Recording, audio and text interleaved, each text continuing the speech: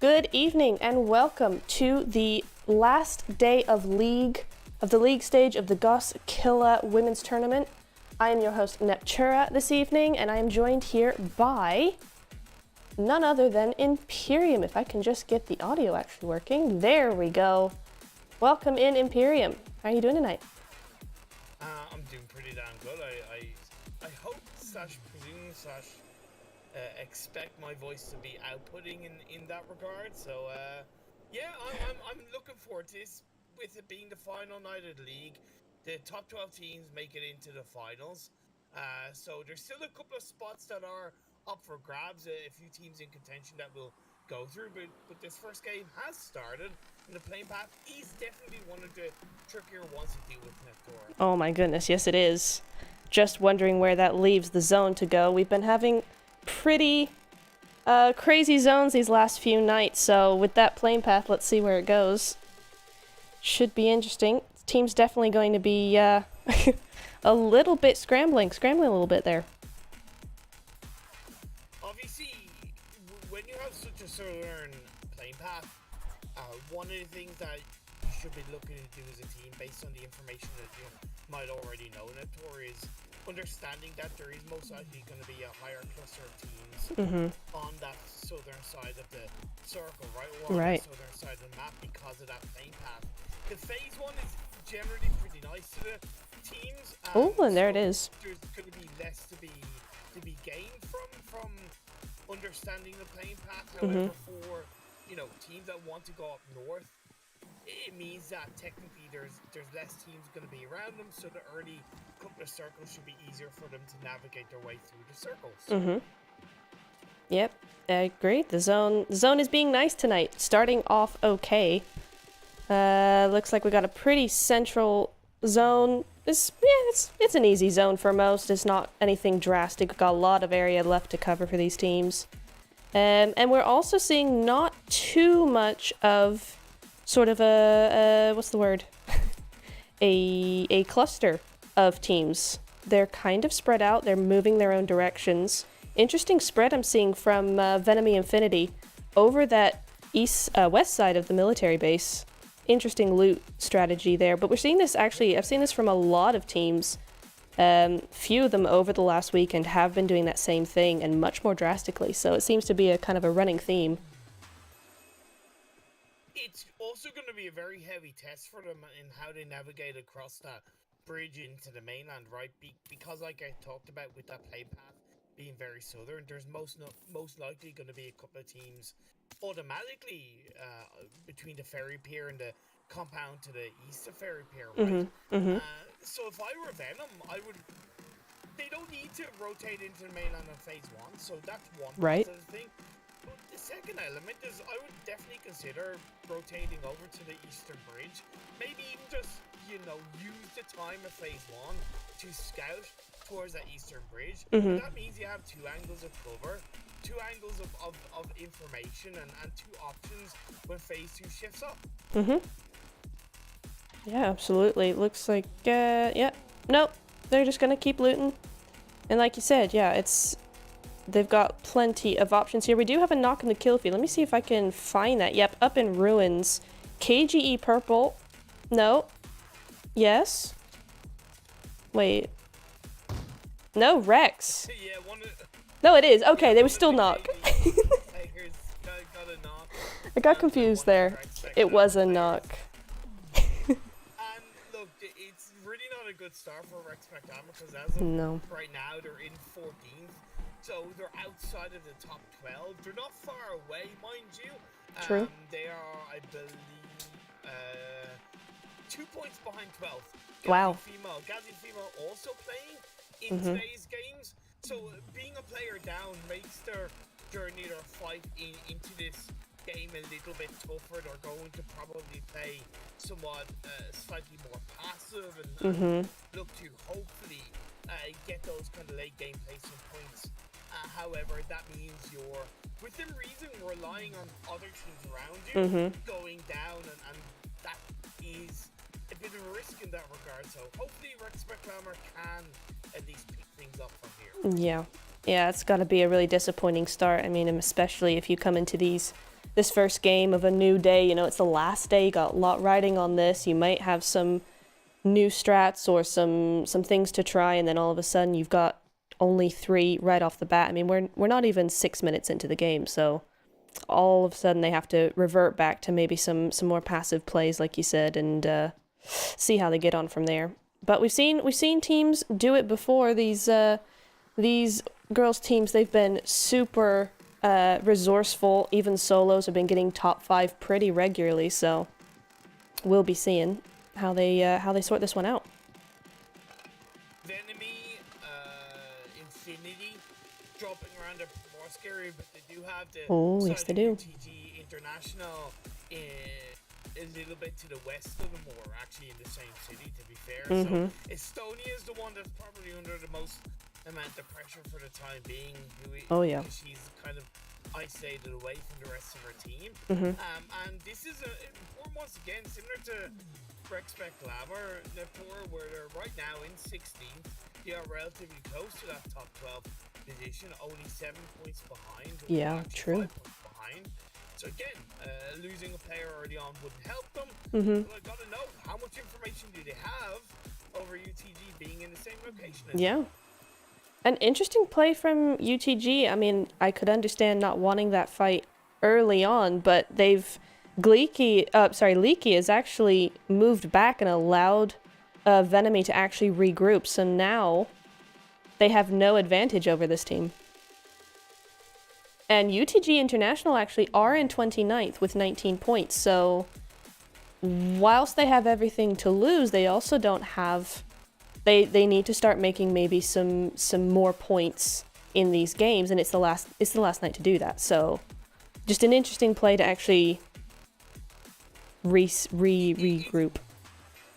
It's an age-old saying of a team that has nothing to lose can be a very dangerous team. Right? Being in 29th, there's a very high chance, unless the mammoth of days comes through for this team, it's very unlikely they're going to make it into the finals. So in that regard, they're probably coming in today going, okay, well, we've got nothing to lose.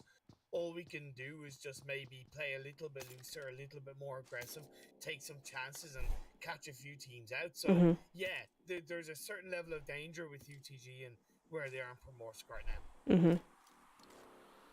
Yeah, absolutely. I mean, maybe one of those factors was UTG is actually a 1-3 split, so they may have not wanted to take that fight on just yet. Because Venomy are pretty good at backing up their teammates, so even if one goes down, the rest do swiftly follow. So perhaps they've just left it for another day, wanting to get as many placement points as possible. Chinky being occupied by the side of Galatasaray Esports. Right now, Galatasaray is 6 overall, so very comfortable in its standings. And they're really kind of taking their time, sending 2 players to the north outside school. One is on that kind of western compound outside of Chinky City. Then you have Fireshine still looting up inside the city. I call that a little bit of a risk in terms of one of the great strengths of landing in Pachiki is that technically you're obviously in the center of the map, and 9 times out of 10 that means you're going to be well positioned or very close to a strong position in a circle. You've got to take advantage of this. 9 minutes 10 into the game, and they haven't found a strong area to lock down as a team. Even if it's one player, you know, I call that as a slight mistake for Galatasaray for the time being. For example, team that's down on that kind of South Pachiki side, that's Team 10, Lucia Girls, they're in a much better position, and you gotta think Galatasaray probably could have gotten there first. Yes, I agree. I mean, you're right. I hadn't really noticed how much time's actually elapsed, but yeah, 10 minutes in, and that team's still looting.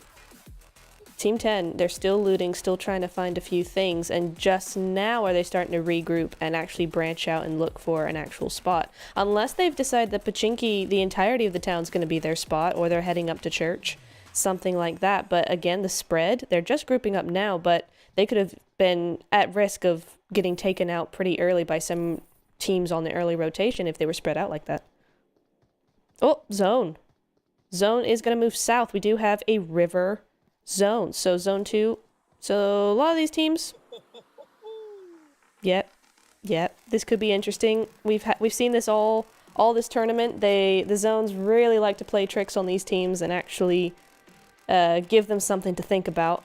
Do have a knock coming in from Unicorns onto Galactico Sirens. That's one knock. Most likely going to be executed. However, there goes Krew. Who's outside of the compound. She's going to get knocked. That means Unicorns. Unicorn Esports. There you go. Yeah. It's actually Unicorn Esports. Do have a little bit of control, however. Ooh. Esports up above is going to shut them down. Interesting. Oh, and there goes Rita. So yeah, it's just Miav down. And all of a sudden, they are down to a duo unless they can get this revive. Which I doubt they are. She's way out in the open. There's teams all around. But look at Galacticos. They've the immediate... Oh. Just don't mind them. They're just gonna... Okay. Alrighty. Oh, here they come. Here comes the cavalry. There's more coming in. Sure. Is this just the phase 2 madness of what is a very awkward surface? So the teams that were up north are kind of scrambling for a position? I think so. And yeah. It's a lot of the time not the right way to play this one, and Rexpect Llama are going to suffer another casualty simply because they panicked looking to move into a deep position. Yeah, that's a little unfortunate there. I mean, obviously they don't have the information we do, but they kept going, and so they've lost 2 through a very open area that could have easily had people, and it had people. They were wrong about that. Oh, Ruby does go down from the Unicorns on the Unicorn side. I was going to actually remark before Rexpect came in. Remark on the immediate initiative of Galacticos to actually surround Ruby off of that third party from the north. The response was immediate around with that flank, which was really nice. And there you go. They have actually taken out Ruby. So the Unicorns have moved on elsewhere, and Galacticos, in spite of losing, well, now 2, but in spite of losing that initial player to Ruby, they are now going to win this fight.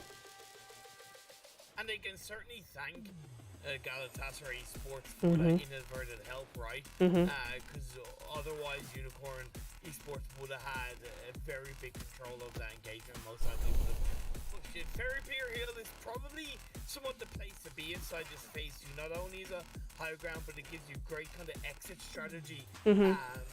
Whenever the phase 3 shifts up, however it goes. And that's why I really love right now where Venomy Infinity are.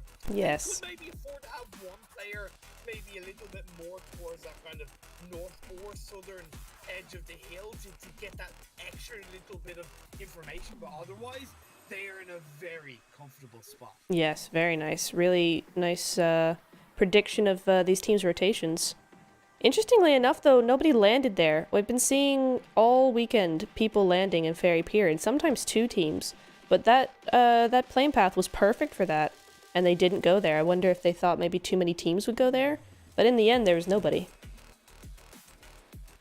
Shots come through, I believe, from the side of Team 6. One-shot Blossom, if I'm not mistaken. They get a little bit of a knock onto one of the players of Foxy Esports inside the compound. So really not too passive on that coastline position is very beneficial, but shots in return do come through, and players are getting bodied from either team. The armor is going to be damaged, the meds are going to have to be used, but again, I really appreciate the proactivity from the side of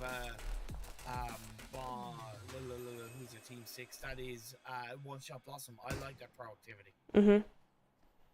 Ooh, and the zone is going to reward it. Look at that, right on top of them. They're going to be on that eastern side, but they are in zone, so they don't have to move in the middle of this fight. They have a little bit more time, 1:47 to be exact, before that new zone comes in and gives them new possibilities. But the western side, the southwestern side, going to look very, very busy in just a second here. We got 2 more teams coming up on that side, and there's already 3 or 4 there, so it's going to be looking pretty spicy right now. that's where Venomy really need to start focusing on what's behind them or what's going to be coming behind them, because they certainly have an opportunity to strike like an iron fist onto a number of teams aside of KKR, Killer Krew on the Rampage, or just rampaging down on the southwestern side. They might get past the majority of Venomy Infinity, but of course they're most likely going to end up possibly facing the likes of Team 16, that is V, Nirvana, another team coming in on that north hillside of that ferry pier, that is KGE Purple, and the knock comes in, that is going to be Camille. Say hello. Really nice. Venomy Infinity. Oh, and that's Estonia down as well. So now it's 2 knocks to their 1. Gonna be making this rotation. Purple. Oof. The nade goes a little long. Stormy first in center. But she's gonna go down. Stormy goes down. She did not win that fight. Purple coming in with the knock. Oh, it's not looking good for Venomy. Look, there's only one left. Malika is the only one left alive, and that's gonna be the end of that. I couldn't even get over to her quick enough. That's gonna be KGE wiping out Venomy. That was a massive risk taken by KGE, especially with Stormy. However, I've got to give her a hell of a lot of respect, because I think they still knew that they had that body advantage at that stage. And sometimes when you make that aggressive risk, you catch your team off guard. And overall, I believe that was the case. Even though Stormy got knocked, her teammates was there to support her as quickly as possible. And that's why I said Venomy needed to watch their backs. They didn't set up that defense, and KG took full advantage of it. Yeah, good play. Yeah, like you said, taking advantage of the team when they weren't really paying attention. They're looking too far forward. Look at this. This fight over onto the east side, actually. One Shot Blossom versus, which team is this? Team 15. The Foxy's Esports. Looks like they've pushed up. And it's going to be Iskra down. And this push that came out from One Shot Blossom doesn't really make sense to me, right? In theory, you can look at it and go, yeah, okay, fair enough. They had a little bit of control. We saw a couple of knocks from Melshed, I believe, and another one from Saru. But to me, it's still phase 3. There's no need to push that fight. You've done a great job of suppressing your opponents. As phase 4 is about to pop up, you kind of got to think that one step ahead, and they were always going to most likely have a much better disengagement exit strategy from phase 3 coming into phase 4 and pushing it down to 2 players, and it's going to make their journey into this phase 4 and shift it over to the west so much more difficult. Yeah, no, I agree. You're right. You know, sometimes teams will think, you know, oh, well, we have to move to zone, so we've got to finish up this fight. And it's like, well, not always. If you get that knock, that doesn't mean you need to push. It means you need to move to zone while they're busy. And for One Shot Blossom, they've just not really done that yet. And they're still going at it, because now the Foxies are back up as a full squad and they can't move. So now One Shot Blossom have this dilemma of, do they just full send away? Do they full send in? They're only a duo. Do they go into the water? As the zone shifts the farthest away from them, they can really get. But look, Foxy's immediately going for the disengage up to the north and around. So they're not wanting this fight. They were only really defending themselves because they needed to, but there was no real push into this fight, as Neda is going to go straight into UTG International. They're also on their rotation, so they shouldn't be too much of a problem. But it could happen. You never know. It's so difficult on this kind of circle shift if you're outside to make it into the circle. And honestly, Foxies are making the best of a really tough situation, because even though you're going into the open fields, they have multiple vehicles.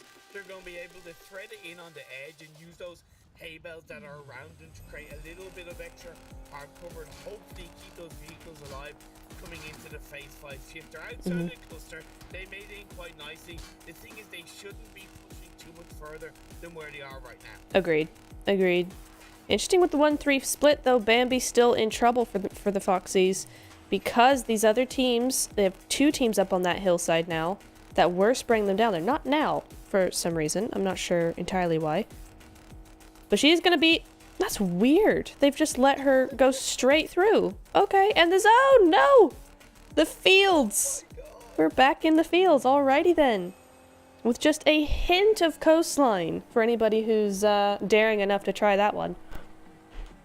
Well, it is locked down by Kazi female, and it's going to be an incredibly tough hill to push onto because you're going to have teams stabbing you in the back in that regard. So very, very difficult for all of these teams who are now outside the circle. The hay bales once again in the open field up on that kind of northwest and western edge of the circle is obtainable. I believe there's also shack that's accessible that would be, yeah, that is locked down by Respect Glamour, but they're just a duo. Now other teams might not know that, so they might be not willing to push it. However, if they do, they could be rewarded with control and 2 eliminations. I mean, also, I don't really want to go up against Ghazi right now. They have an OM.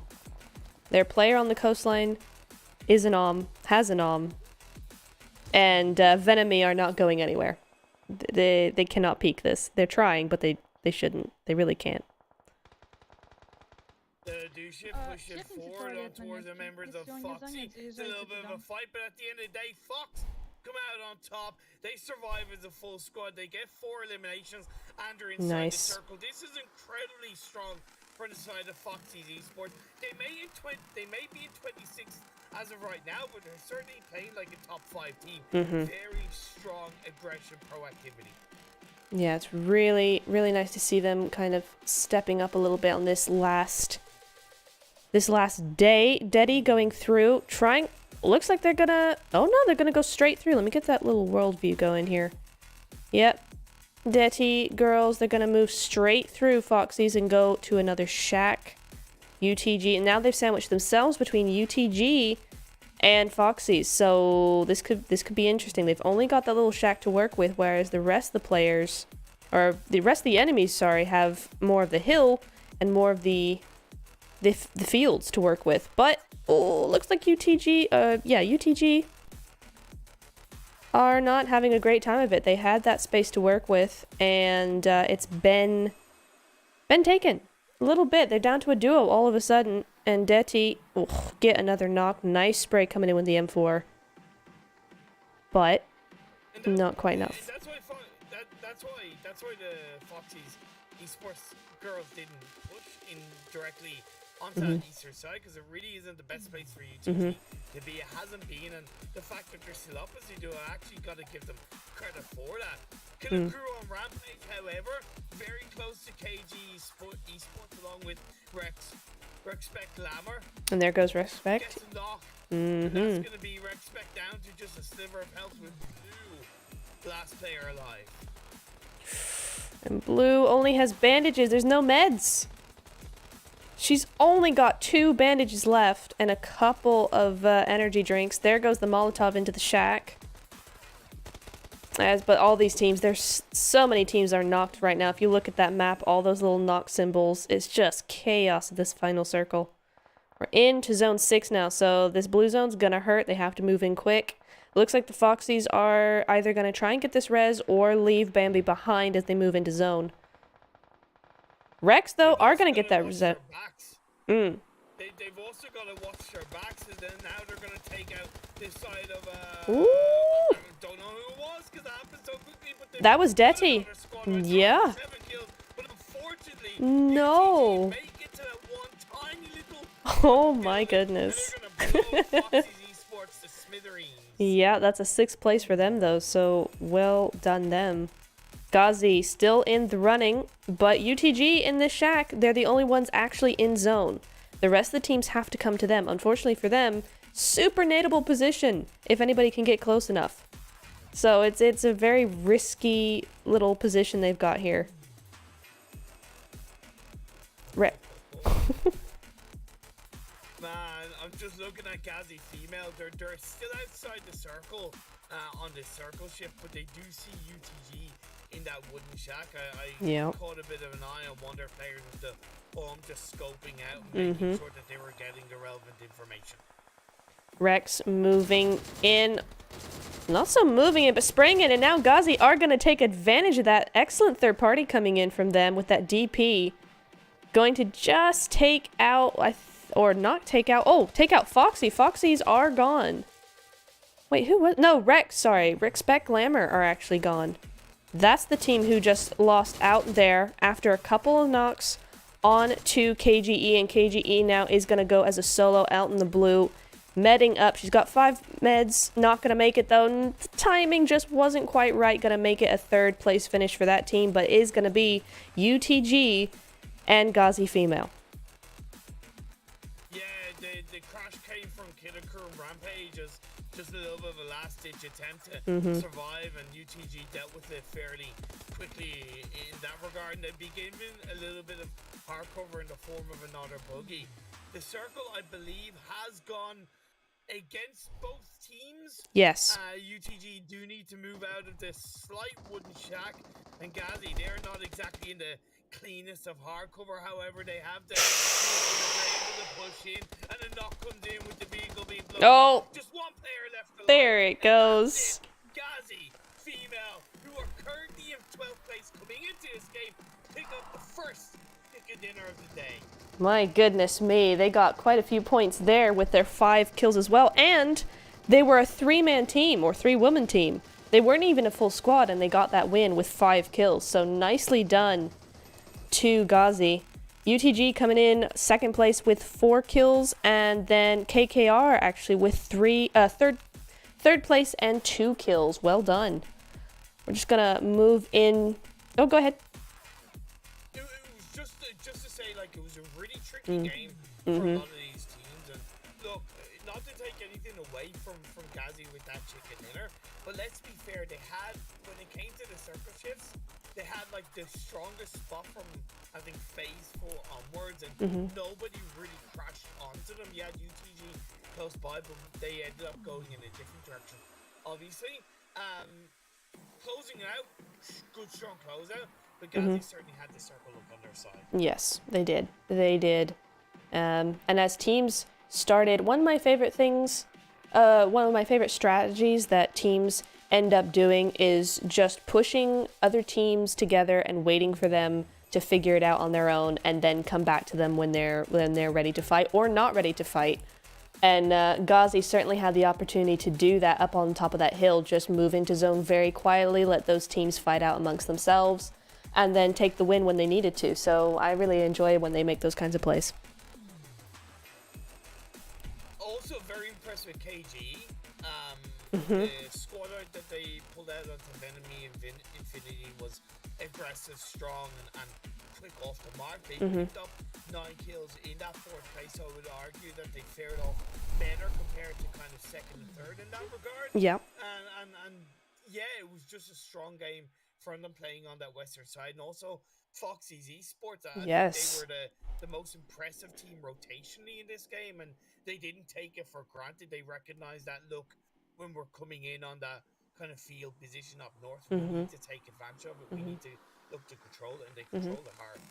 Yeah, definitely. Really strong performances from so many of these teams. Going into our MVP, though, speaking of strong performance, is going to be, oh no, it's GS. I don't know which one that is, 11 or 12. I think it's Galatasaray.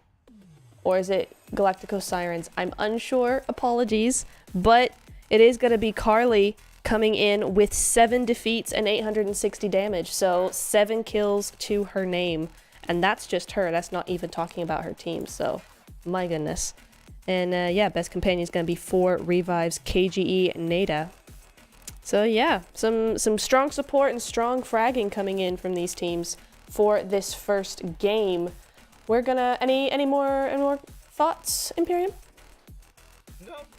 No. I'm just, I suppose, ready to get into the next game. Right, next game will be coming our way in about 5 to 10 minutes, something like that. Until then, we're going to take a really quick break, but we will see you when the next game starts. Like I said, in about 10 minutes. Do not go anywhere. See you then.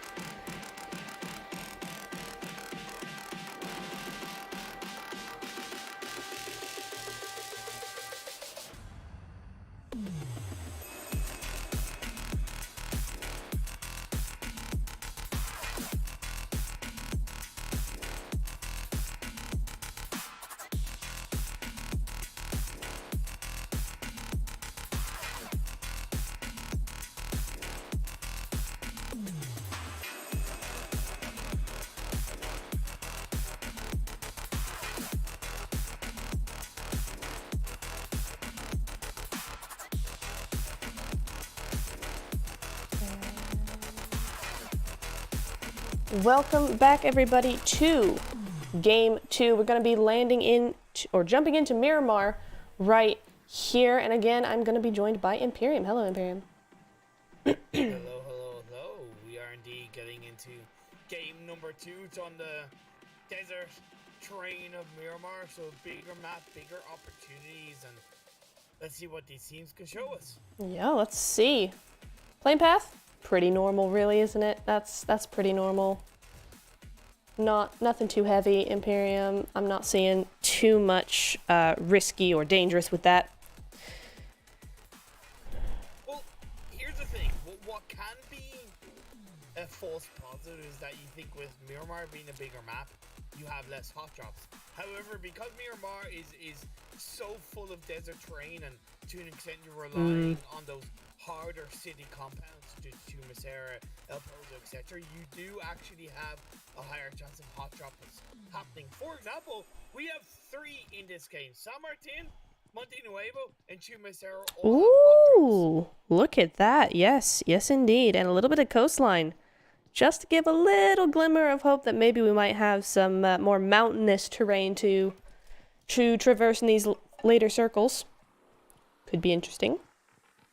But look at this. These hot drop places do actually have multiple teams. I mean, sometimes we see it, most of the time we don't.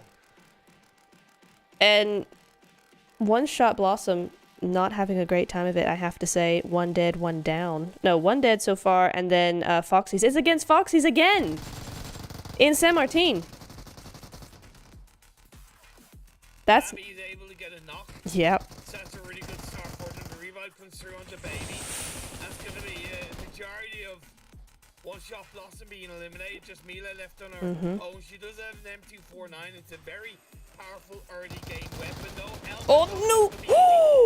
Gets that! Just have to reload. Oh no! And a little bit of health. Has to find the time to get a first aid off and reload. The body advantage still in the favor. And they're making the push. There she goes. There you go. Bambi gets knocked, and now it's one player that's left up. Serena on the side of the wall. No! That's Bambi. Switchers through. The teamwork works in the end. That's going to be Foxy's taking the squad wipe against One Blossom.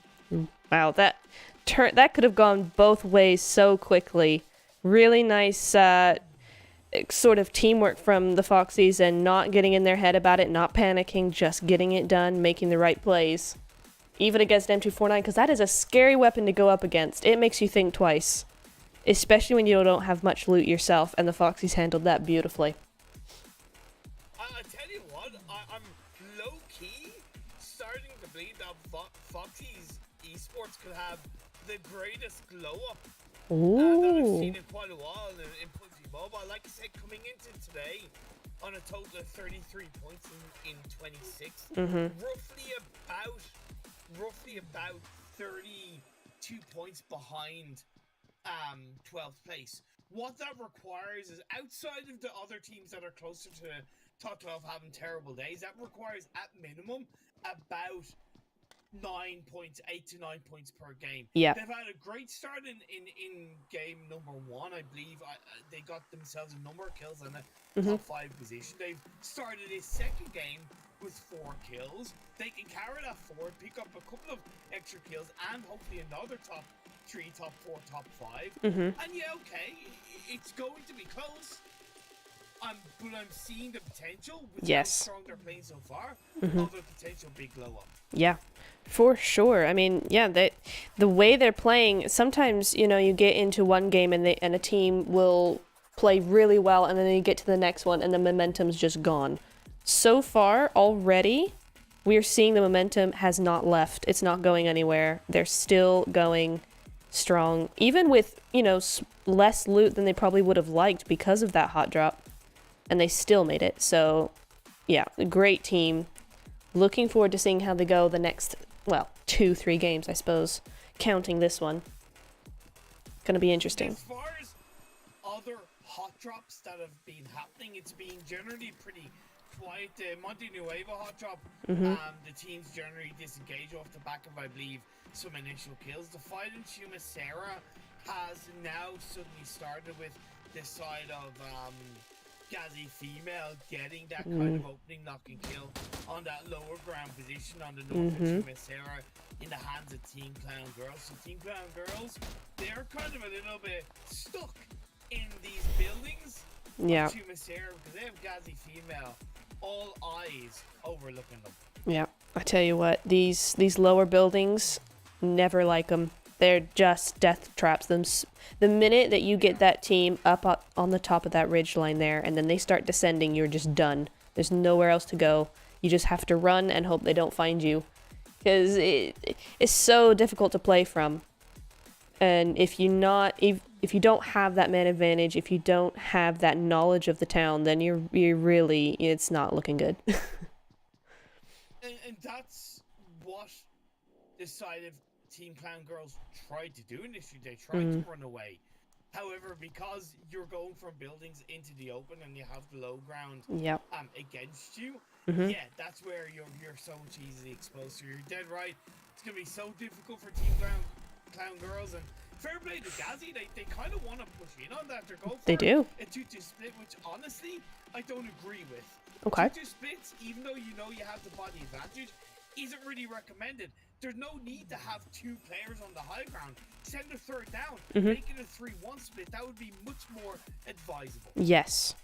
I'd also love to see if Ghazi could pull it off, is to actually get somebody up onto that left ridge across the road and get that sort of angle. That's 2 down now for Team Clown, so it doesn't really matter. They've gotten that. Mayher's the only one up. Okay. Interesting. A trade does come through with the up on 4x into the head of Ursula, but now that second player that is in the front line, Elfis. I don't know if I'm saying the name right, but either way, I'm trying so hard, just like she is with the Uzi. Throws out the smoke. That's an offensive smoke. I appreciate that, so she can make it probably closer towards the building without getting spotted out. And that's going to reposition Mayor, the final player, Teamclown, and allow the rest of the guys to make it from the high ground into the lower ground, so they're able to finish that fight off cleaner sooner rather than later. The second Mayor needs to confirm it. There you go. There she goes. Isn't quite there. No. They do get the squad right, but again, the coordination wasn't quite there. They will survive as a 3-person team. Lots of positives and unfortunate negative. Yep. Yeah, because now they're still down 1. Melzy did get finished, so they've lost a player when they didn't really need to. If they had done that 3-1 split and then moved over to the ridge on the other side of the road to get that high ground, there would have been lots of angles there for them, and they wouldn't necessarily have had to lose that initial player. You're dead right. You're dead right. So yeah, overall good stuff indeed. Los Leones did have a couple of teams dropping in the city. The big reason why I didn't really mention it is because Los Leones is such a big city that comfortably you can have like 3 teams looting it, and once they don't get too close to each other, they can stay out of trouble, out of sight, and disengage in their own right. That's generally been the case. We do still have a couple of teams inside the city, but they're separated by road, by building. One in the north, one a little bit closer to the south. It's always so deceiving when you look at the map from the full size and see all these teams huddled up, and you go, oh, there's action going on. You zoom in, and they're nowhere near each other. It's just so large. So. It's so true. It's so true. Let's see. Potentially, look, we got 2 teams trying to rotate out of Monte Nuevo and potentially going to come up against each other. Yeah, there we go. Some initial sprays coming through. Oh, but no. It's not happening. No, GS. Yes.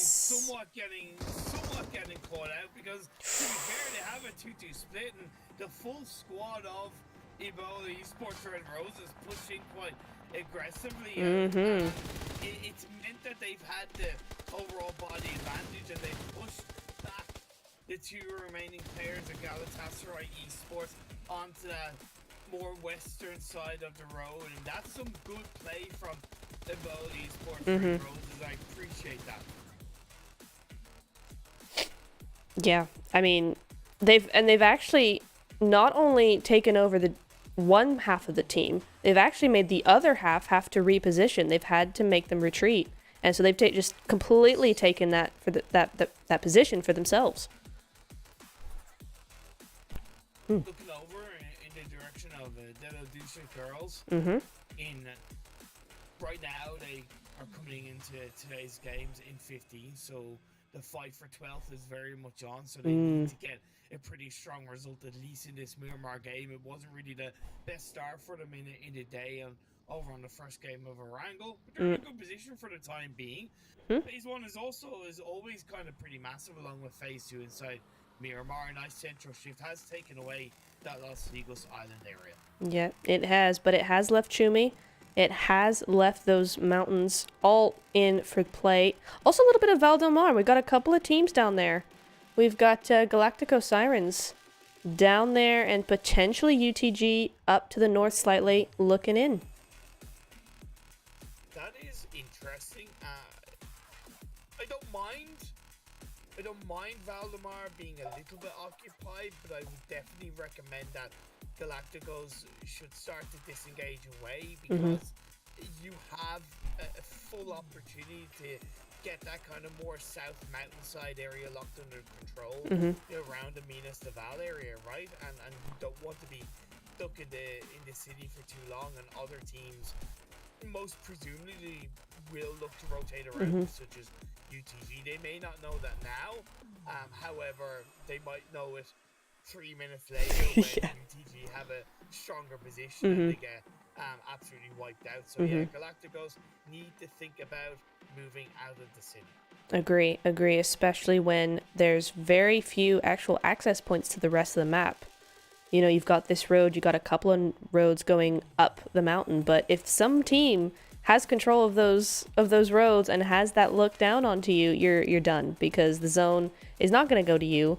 Most likely it's going to go somewhere else, and you're going to have to try and make a rotation through 2-3 teams. Definitely. EBS did push in the direction of where Galatasaray 2 players were. They picked up another kill, so they're close to getting that squad right fully, and a little bit of action potentially about to kick off between the side of Nirvana and the side of DETIDOSHIT Girls. I saw that. Looking at a hay bale, looking for potential angles from the opposite team. Spray's gonna come through though. Nice sprays using that scar, getting them low health, no knocks yet. Gonna get a little bit of an aerial view to see what we got going on. That's the first knock, and that's 2-3 in quick succession. Look at that. That angle is looking good for this team. Moving in as... No, yeah, I mean... Oh. The push didn't come through, but if you lay down like that, you're asking to get pushed. You know, if you play in a passive way, if you play scared, teams will recognize that and they will punish you for it. So unfortunately, DETIDOSHIT coming into today in 15th, like I said, it's not looking good with 2 more games to go today. No, not looking good, but it's looking very nice indeed for Nirvana with all that loot. Thank you for the mid-game pickup. I appreciate it. Yeah, they're looking nice now.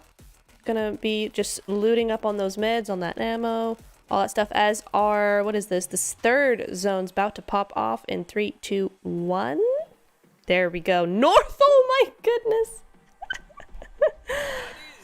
that is a hard shift and a half. Definitely not the easiest shift, because the majority of the teams are kind of playing on that southern hills around the Chumaceira area, right? The one positive with this kind of shift is that there's a lot of compounds, a lot of hard cover. True. You just got to be the first to get there, right? You can still play on those south hills outside of Chumaceira, and it's definitely not a bad thing to do if you're very close by. But other than that, the hard cover up on the more northern edge of the circle is definitely the place to be. Yeah, I mean, it's always interesting. It's hard from our perspective because we can see where everybody is. you know, you go, oh, there's an open space. Everybody go, somebody, please, go take that, please. And they're like, no, there could be people there. And it's like, no, there's not, honest. But often, it's the northern edges of zone that don't get taken. They, for whatever reason, more often than not, it tends to be those regions that get left empty. So really the first person, and I think ABS are actually looking to do that, Ebola, looking to take that northern edge. The ones who take the farthest rotation tend to actually come out winning. It's a little bit similar on the other side with Foxy's Esports. They have a player knocked, however, the revive has been brought up. The one risk for Foxy's is that they are in a compound that's just by the edge of a hill, and it's very possible for at least one team to push in from the east, never mind the damage that can be done from a team more from the southern edge of the circle. So they need to play definitely a little bit quieter for the next couple of minutes. Yeah, again, just waiting, letting other teams fight amongst themselves. And look at Unicorns. Yes. Waiting, or not waiting, spraying that rotation down. Vivant being caught out here by Unicorns in this rotation. They're moving in, and then they try and move in.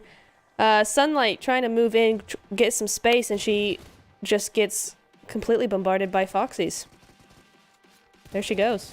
Why? What is that rotation, Vivant? So, like... Yeah. What they could have done and what they really should have done is that they should have played essentially outside of the circle, closer to the blue. Yeah. You hover around the blue, you kind of scout closer towards the edge of the circle when you have a relevant amount of information, and that's when you push in a combo. When you make that kind of direct rotation, relatively this late into phase 3 circle, you're asking for trouble, you're asking to get shot at, and that's what happened. Now they're down to a solo. Yeah. I think they may have been trying to avoid the Picado, the side of zone that had Picado in it, but they went just a little too south because there's nobody up there. Again, there's nobody up there by Picado, and they instead went through all the teams on that side. Unfortunately for them, zone's gonna move in, and fourth zone is gonna be kind of Chumacera, but mostly mountains. It's gonna go onto that west side. Got a couple of teams that have moved in. I like the position from KKR, the preemptive move into Chumacera. Unfortunately for them, they are going to have to move just a little bit. I doubt that zone's going to move in or stay there for very long. EBS, Ebola, on the other side of that, have a much stronger position for the next zone, if the zone does in fact go that way. But there's still a minute. Lots can happen in a minute. And we could be seeing Galacticos Esports, Sirens even, taking Ebola's spot. They're looking like they want to, ImPERium. It certainly is the case. I would argue that Ebola do have the high ground advantage, so that will, I believe, put them in a stronger position to defend any kind of push or to essentially attack. Very true. Even one player from Ebola, Dream, is in an off angle covering a more central push up the hill that Galacticos might look to make in a couple of minutes. So yeah, tough for Galacticos, very close to the edge of the circle, but not quite in for the time being. Yep. And really nice preemptiveness from Ebola, actually, to have a player just outside that circle onto that middle ground where they could actually make their push. Cry, just not quite gonna go down, missing out on a knock there. Lie as well. So now that's two very, very low players. So yeah, I agree. I don't think that push is coming in anytime soon. They're gonna have to go either very far north or just down to the south there a little bit. The massive kind of hill ridge that's on the northern side of Chumacera, nobody's there. I think, I think it's fully from Venomy Infinity has made it across with the teammates, so that's kind of going to be very advantageous. The 2-2 split, again, I'm not really a fan of this late into the game, but getting 2 players up there across the way is very beneficial. Now Malika's going to join up, makes it 3-1. That's what I like to see. Oh, and they've guessed right. The zone's going to center up. They are in zone. They're the only team to be in zone. So they've done very well for themselves. They've calculated this correctly. All these teams now have to move in. Ebola, still their #1 threat right now. They have that. Oof, and there goes fully. And that's from KKR, actually. That's not even from Ebola. KKR, where are they? Ah, across here at the south end. Got that mini and those M4s staying strong, moving in there. Galacticos as well, not looking good. Look at this. 2 down, 1 dead, and that's just going to be Kylie left. Can I even get there in time? No. No, I cannot, as Venomy Infinity also go out. So that's 2 teams out in... Oh, no, it's not 2 teams. Apologies. No, I saw that was a thirst, and it was not. I gotta say, KKR maybe definitely recognize that they kind of missed the boat to push across the road to get an incompetence. So what they're doing is they're playing spoiler, sort of going, okay, well, we missed the boat, but we still have the high ground advantage. We still have sightlines and teams that are looking to push away, so we'll punish them. I really appreciate that from KKR, and even though they're only on 2 kills, they've done a great job of carving a little bit of an entry point into the edge of this circle, but they are still going to have to deal with another team outside of Venomy Infinity. And KKR trying to move in now, but it is going to be Gauzy female they move into. This could be interesting. This could be... They have managed to get past Venomy Infinity, actually. They have. They've managed to move in. Yeah. But Estonia, I think, is going to go out. Is she in the blue? I think she is. Yeah, and she's... Wait, where? Yeah, it is. Okay. I think my game's bugged, actually. Because the map is not showing her. It shows her dying, and she's not. I am confused. Okay. She is now dead. She is... Wait! No, she's not. Yeah, she's now dead. She's now... No, she is. No. What? No, she's in the blue. She's still going. She's got 1 first aid left. The map is bugged. Oh my god, yeah, the map is bugged. Okay. I thought I was seeing things. Apologies. Jeez, yeah, I was like, no, She is. On the side note, by the way, KKR did take down Ghazi on the top of the hill, so they made a good push and now they're into the top 6, 4 kills and counting. But KSG, who had a good game in game #1, looking to take a little bit of fight out of the bar that KKR laid down. And Estonia is now dead. I watched her. She is now gone, unfortunately. But that's going to be, I think, a 6th place for her. I am sure. I watched her go down. She just fell over in the middle of the road. That is a guarantee. Okay. Yeah, we're good. The Neptura guarantee. Seal of approval is now Shinobi is going to get sealed down from the players of KG as they push up onto that high northern hillside. First they can't come through, and KG, they take firm control. 14 kills and 14! Wow. What a game for them. But these nades immediately, really like the aggression from Ebola coming through. They have not waited a single moment for that fight to finish. They've just come in with their nades, come in with those sprays. They want this position for themselves. Going to be interesting to see how they move in with this Stormy getting low. Nada as well. It's just purple. And again, there is that scary gun, the M249, wreaking havoc. But purple's a bit busy. She's looking over at Venomy. And she's going to spray her pretty low. That's the 3rd team over there. Only one who's somewhat in zone. These 2 teams are far away. They need to finish up quickly or disengage. And I don't think they really want to do that. Yeah, the circle has gone in the direction of the final player, Venomy. So on one hand, that's a positive because she's inside the circle. The negative is that every single team is technically going to be looking in her direction. The best thing she can hope for is that Ebola and KG take each other out on their entry into the circle. Exactly. It's kind of shaping up that way. It is a little bit. I mean, Ebola have done the 2-2 split, the infamous 2-2. They've done it. and they've tried to, so they've done best of both worlds. They've tried to disengage but also not disengage, but it looks like both teams have decided to go, you know what, okay, we're not in zone, let's take this elsewhere. Let's take this outside, or inside rather, and renew once we're actually all in zone, and that means real trouble for Vivant. The last player from Venomy still yet to be spotted, and knock either side is KG trying to get the revive onto Stormy. Nida is taking a chunk of damage from the high ground above. She's on the silver belt, gets close to the smoke, is now going to be able to pull off the first aid. The body advantage still over to Ebola for the time being. It is. That thorn in the side of Venomy could get involved. Fires through. It's going to be a knock from Purple onto Emma. Good start. Going to trade a Nyla plays on the other side of the hill. However, Dream is going to get the knock with the help of her teammate. This is good stuff from Ebola. Off the back of a player going down. They're still not giving up. Dream goes for the drop shot. Can't quite make it work. Purple. Vivant. KSG and Vivant. The final player comes in, but as far as I know, it is a chicken dinner secure for KGE. What a way for them to seal the deal and put a little bit of name on their team and just kind of say to us, hey, we may be down in 21st coming into today, but we want the top 12. What a game indeed.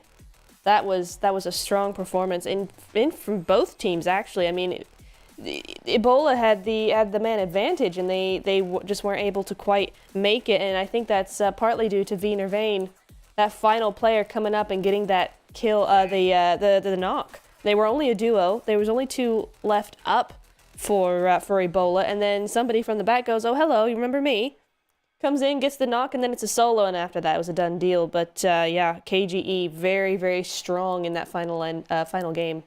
Final phase. There we go. Got there eventually. The one thing that Ebola might have thought is that the smokes that were kind of in that area covering the final player of the inner main might have been thrown out by KGE, right? Or they might have thought it was just a 4v4 in that regard. So I don't really hold that against Ebola, all things considered. If you want to be like super critical, you could say it was a tiny bit narrow-minded, but in this case, in this situation, there's nothing really they could really do in that regard. The thing for me is KG, once again, like, they got themselves 12, 13, 14, 15, 16, 17 kills in the second game and the chicken dinner. In the first game, they got themselves, I think, 4th place with or 5th place with 8 to 9 kills, if I'm not mistaken. If I was going to kind of like put the kind of Foxy's Esports team who were in 26th on alert to make it into the top 12, I also have to put KG up there because they were a little bit further up. They were in 21st off the back of the games coming into today, so they have a much better opportunity, and they're certainly looking very, very good for it. They are indeed. Yeah, and I mean, we probably would have seen this coming. You know, normally the winners are also the main fraggers, but the MVP is going to be Purple from KGE actually. So that, and 1,000 damage, 8 kills, 1,000 damage. That makes a lot of sense. But Stormy was going to be that final finisher with 2 defeats on her own. But some would argue the most important, the last one, getting that win. So good stuff from them. That's going to be the end, a very intense end to the second game of the night. Remember, this is the last night of league stage, so this is the last night any of these teams can try and make it to the top 12. We do for the finals. Finals coming out up on the 18th, and so yeah, they got some work to do. Some of these teams have some work to do. Some of these teams have not so much work to do. But these next 2 games will be all revealing. So we're going to go into a quick break. When we come back, we'll have the first live scores up and ready for you guys to have a look at. And we will see you in a little bit. Don't go anywhere.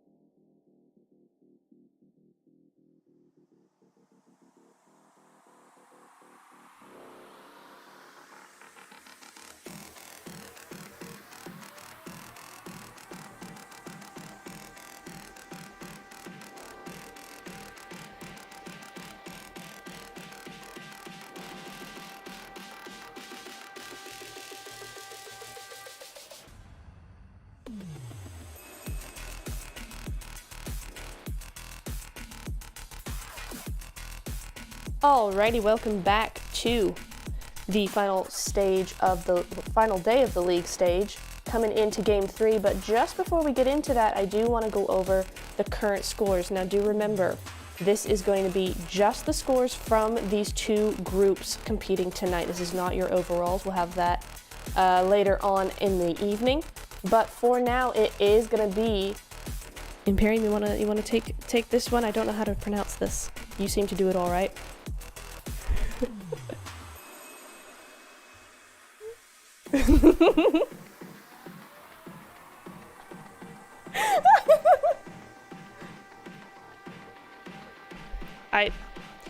KGE. Yeah, there we go. Yeah, KGE taking that the #1 spot with the chicken dinner and 49 points, just 1 off 50. But look at the point difference between 1 and 2. That's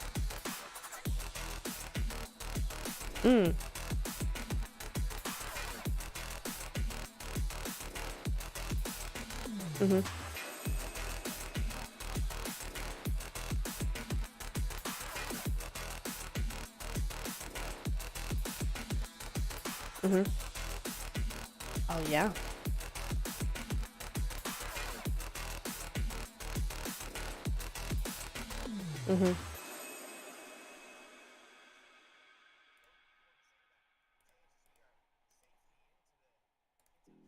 Yeah.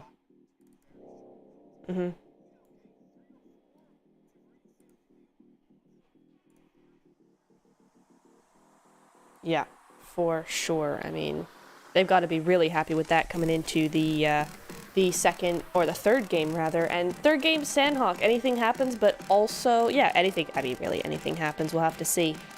But KKR as well, looking in pretty consistent with their placement points. I mean, we're seeing 16 placement points. They could do probably better on the kills, but 9 kills in 2 games, that's not too bad, is it? That's not too bad. So top 3 looking pretty good for now. We'll have to see how Sanex shapes up for them, ImPERium.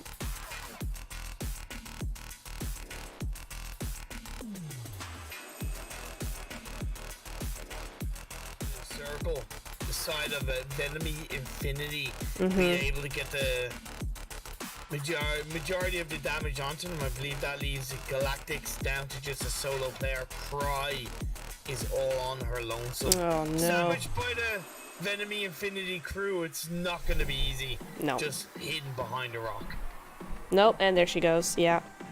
Hit from across the way. Venomy Infinity get that first squad under their belt. 4 kills to their name already, and we're 3.5 minutes in, not even. So, yeah, really good news for Venomy Infinity. I'm kind of not surprised, especially with it being Sandhawk that we've seen action early on in ranking. I was low-key expecting a little bit more. One thing that I'm curious about, and I don't know if you can provide any context or shed some light on this, will we see many teams or any teams pull off a heel start in this Sandhawk game? Okay. Typically, it's not. From what I've noticed, it's not like a main strat. It's more of a plan B. But yeah, we will see one or two. We will see one or two. But yeah, it's a plan B. 1 or 2 will do it if they're a duo or a solo.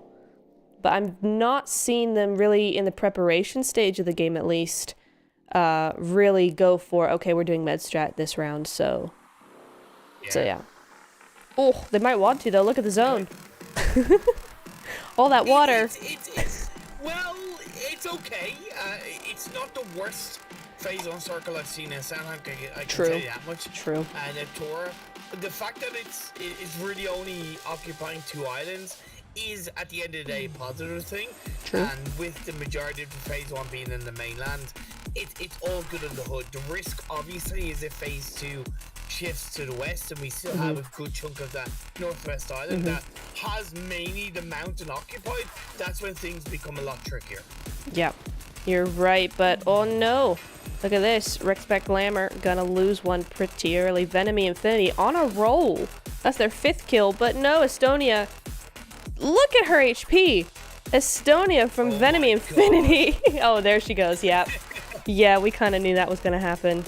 Amira with the AK gonna just take that last little sliver of health, and I don't think she's gonna get away with that. She's gonna try, though. Nope. Oof. Snuck in. Dear, oh dear. Fortunately, couldn't get into the cover of the smoke in the right way, and yeah. However, the trade is there. It is. Across the board, Malika, along with her teammate, was able to swing around and get a bit of a backstab, and that puts Rexpect Glamour down to just a duo now. Yeah, and but they have the high ground. That duo have the high ground, at least. Etana does. Etana has the high ground, and there's Fully out in the open for it. Ooh! Not gonna quite make it, though. Fully does get into cover pretty much straight away, but the angle is there. No, it is not. Etana is going to lose out on that, and bit by bit, player by player, Rexpect Glamour even is taking the L on this one. Just Blue left alive, and hopefully it's not a Blue dabba die moment for her, and she's able to disengage away and at least survive as solo, maybe pull off that all-elusive heal strat that we were just talking about. If you're gonna do it as a solo, it's probably the best situation to grab a couple of points with.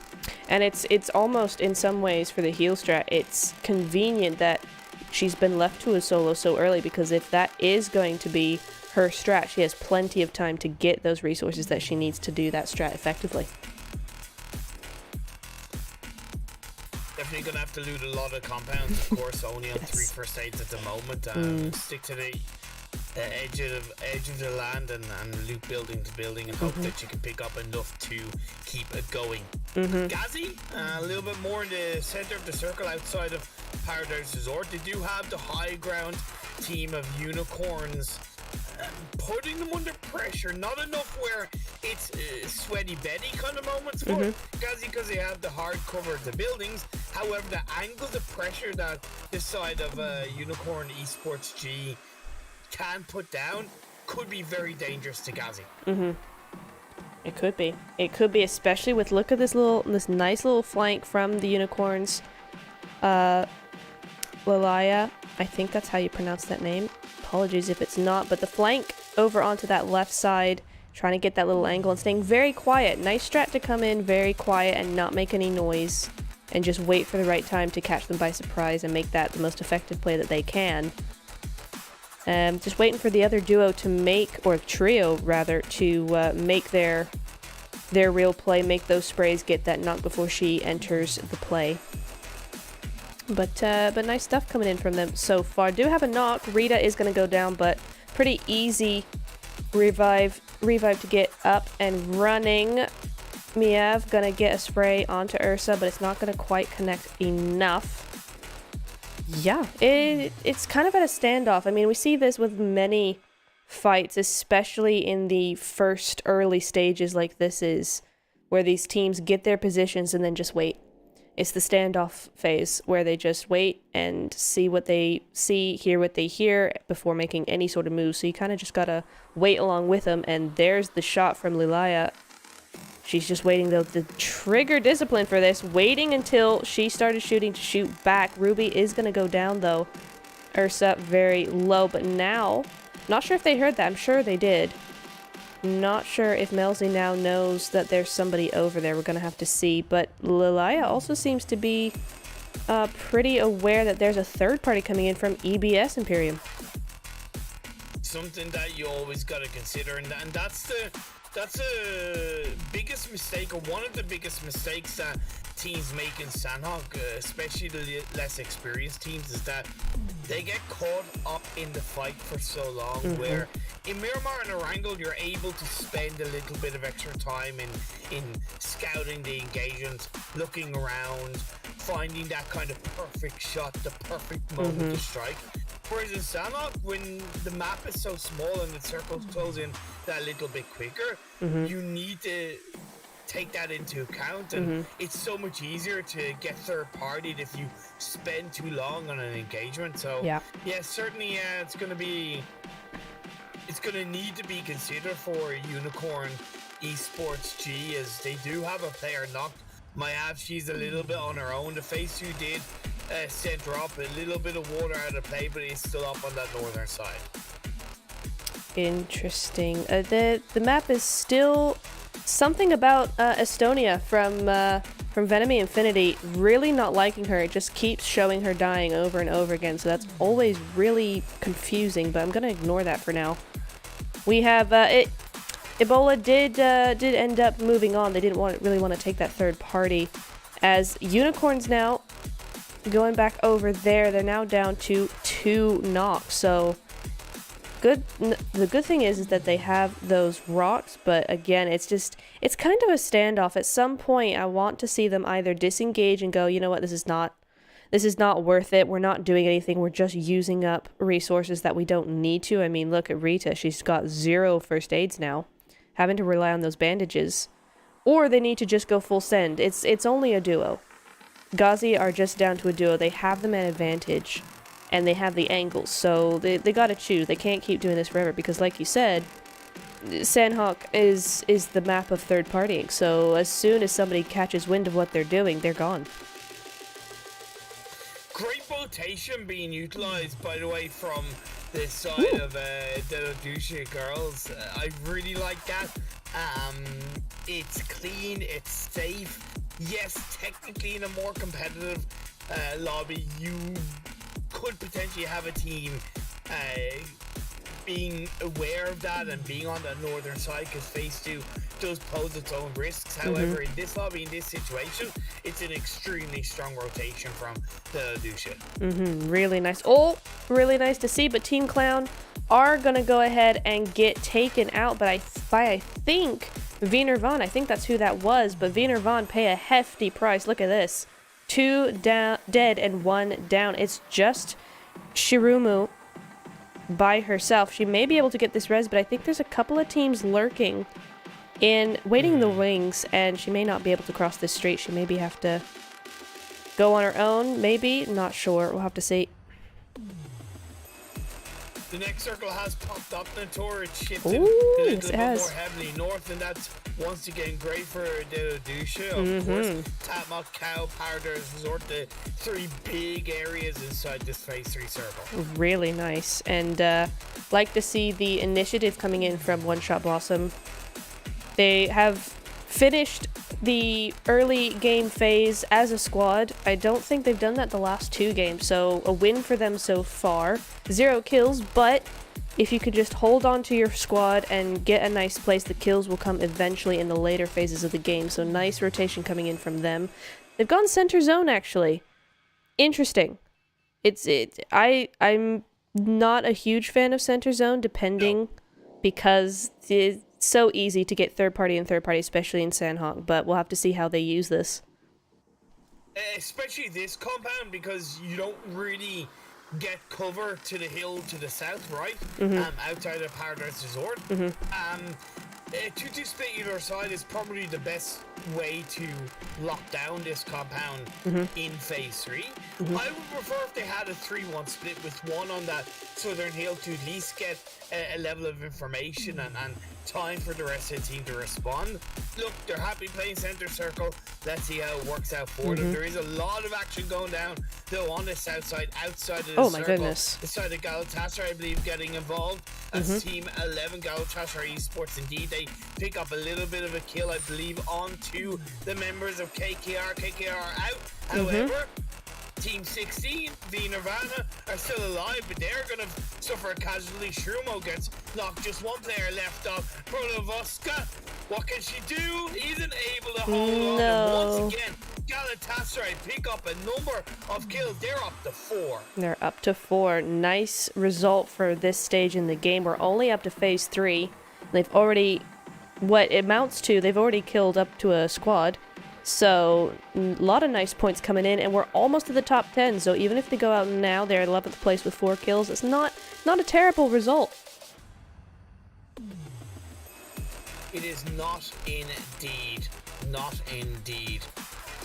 Looking at UTG, they played on that northwest island. They had a relatively easy rotation into this mainland area, and they're covering their backs quite effectively, taking out the last player of Foxy Ladies. Unfortunately, I don't know what happened to the other 3 players of Foxy's Esports, but it is what it is. They are down, and the next circle pops up, and it goes massively up the northwest. Tatmock and Cow, the Paradise Resort hillside is still out of play, and the coastline position is there for UTG to once again control.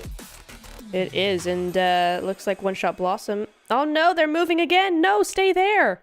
They had a great little edge of zone position. I mean, it's, to be fair, it's not very defendable. I mean, it's not really even a compound. It's a little cluster of buildings, really.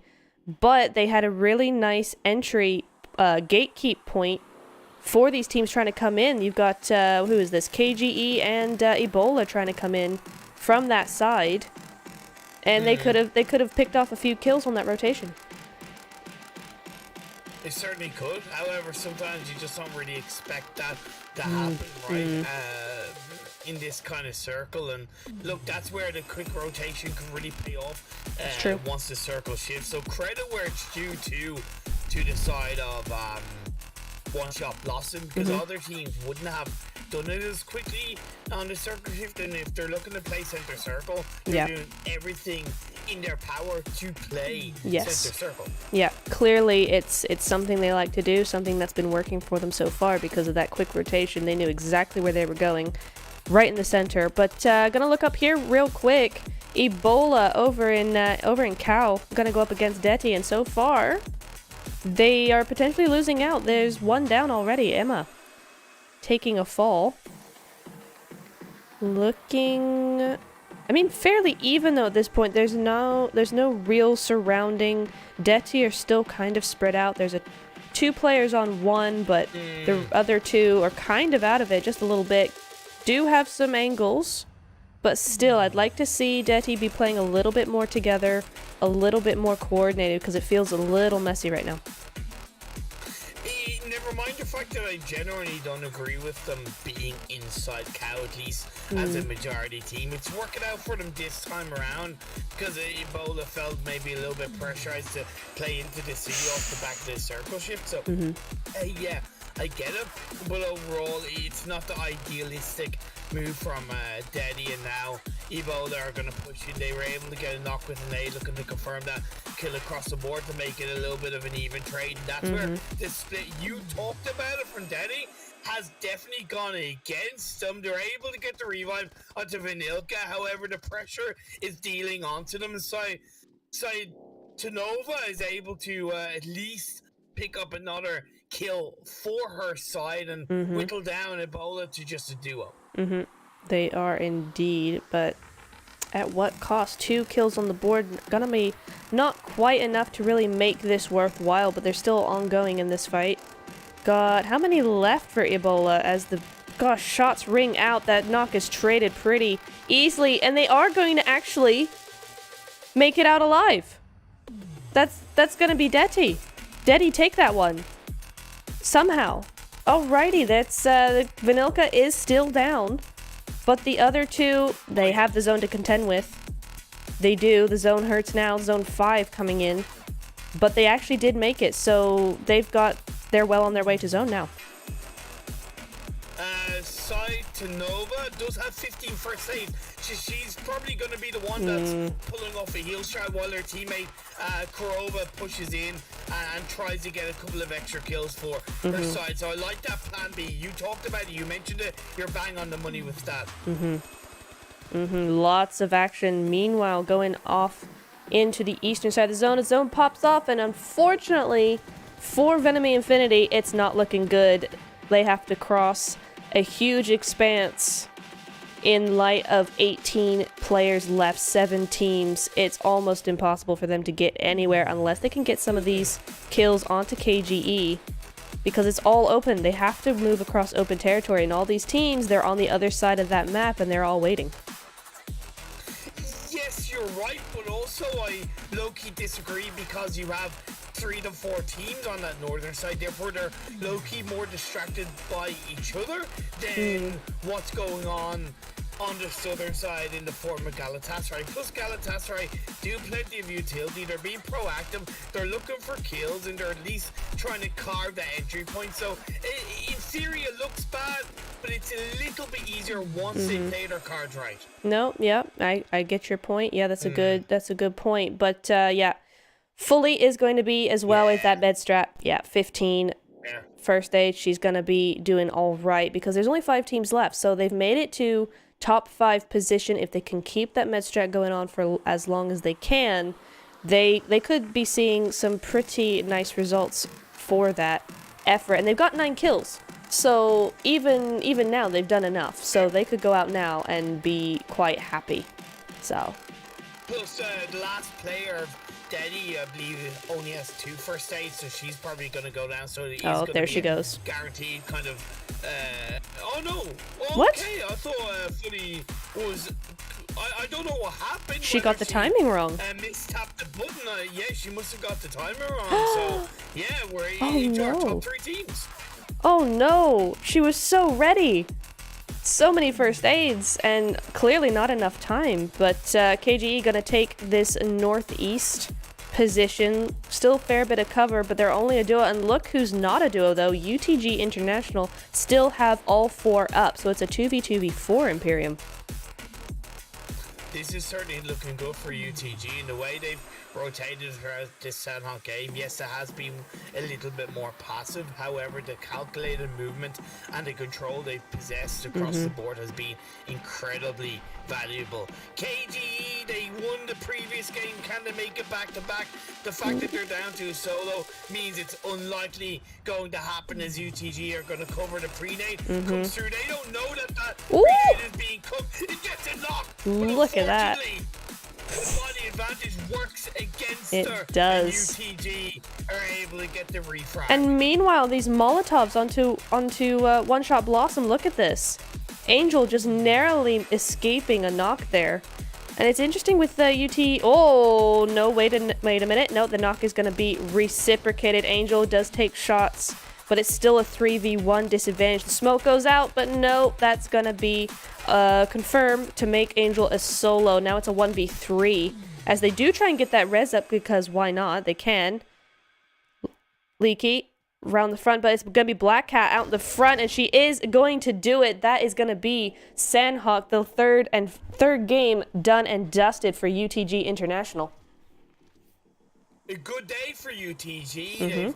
They've showed a lot of strength. They've showed a lot of variability, and that chicken dinner is definitely just deserved across the board. 7 kills is a healthy way to close out the game as well. Very nice. Look, the inter-circle play from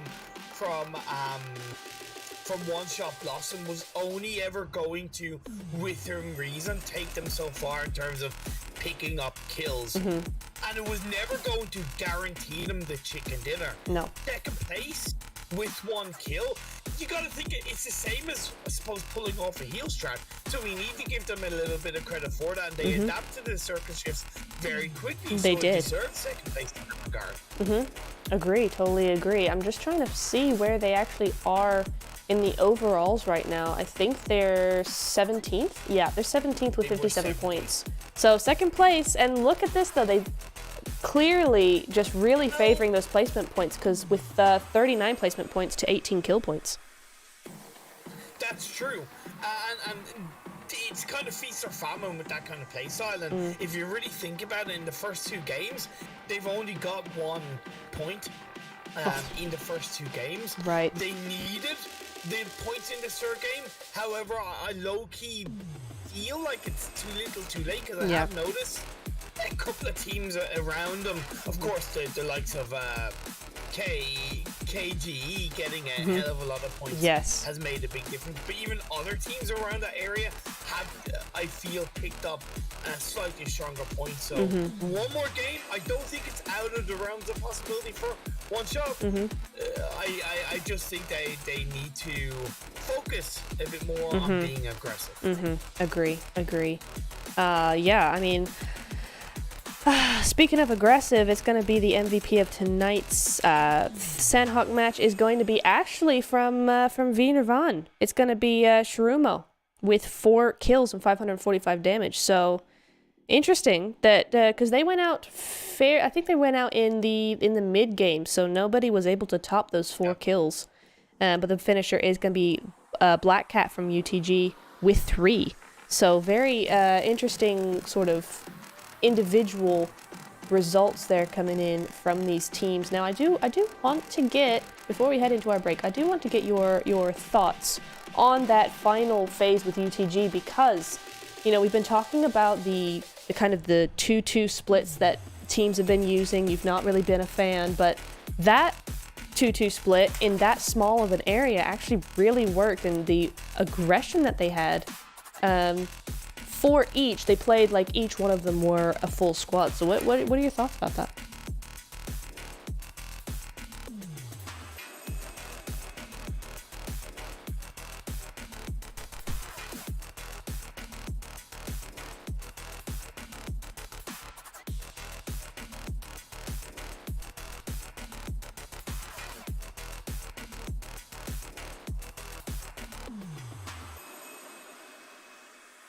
Mm-hmm.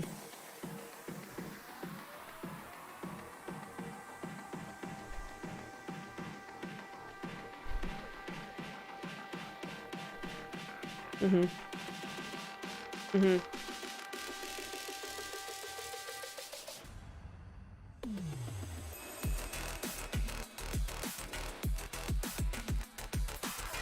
Yeah, great stuff coming in from them and from all these teams. Really put on a show for us, the spectators and the casters here tonight.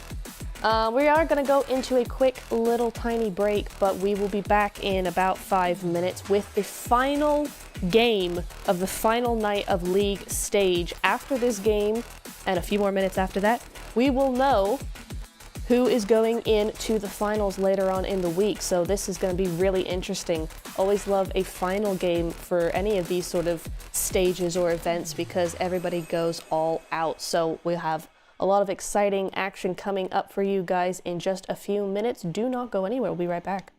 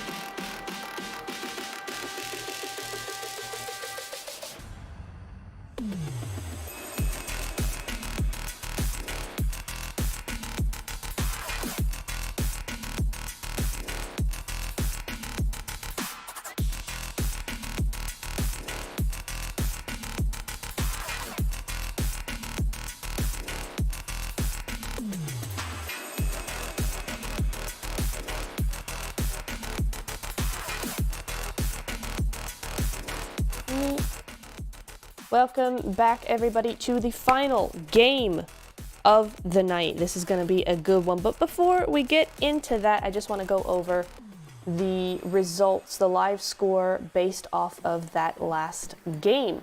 So we got to have KGE topping the chart still with 65 points, so that's an improvement. They still were able to get some extra points to keep that that first place amongst this group. UTG International with that win, soaring up into second place. Ghazi getting demoted just a little bit there, but only by 7 points. Galatasaray Esports as well in fourth on 29. And to be honest, I'm gonna say it here and now, but Galatasaray, I thought they would be doing a little bit better than they are. We saw them in, I think, was it the qualifiers? I think it was my first qualifiers night that I did for this tournament, and they got 80 points easily in that first first night, and just went straight to number one. So I was expecting slightly a little bit more from them, but we'll see.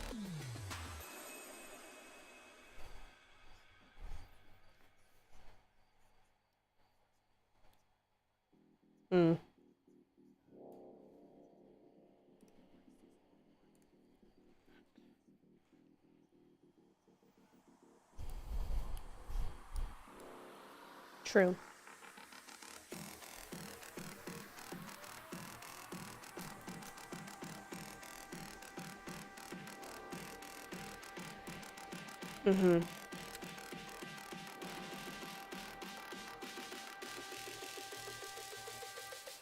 That's true.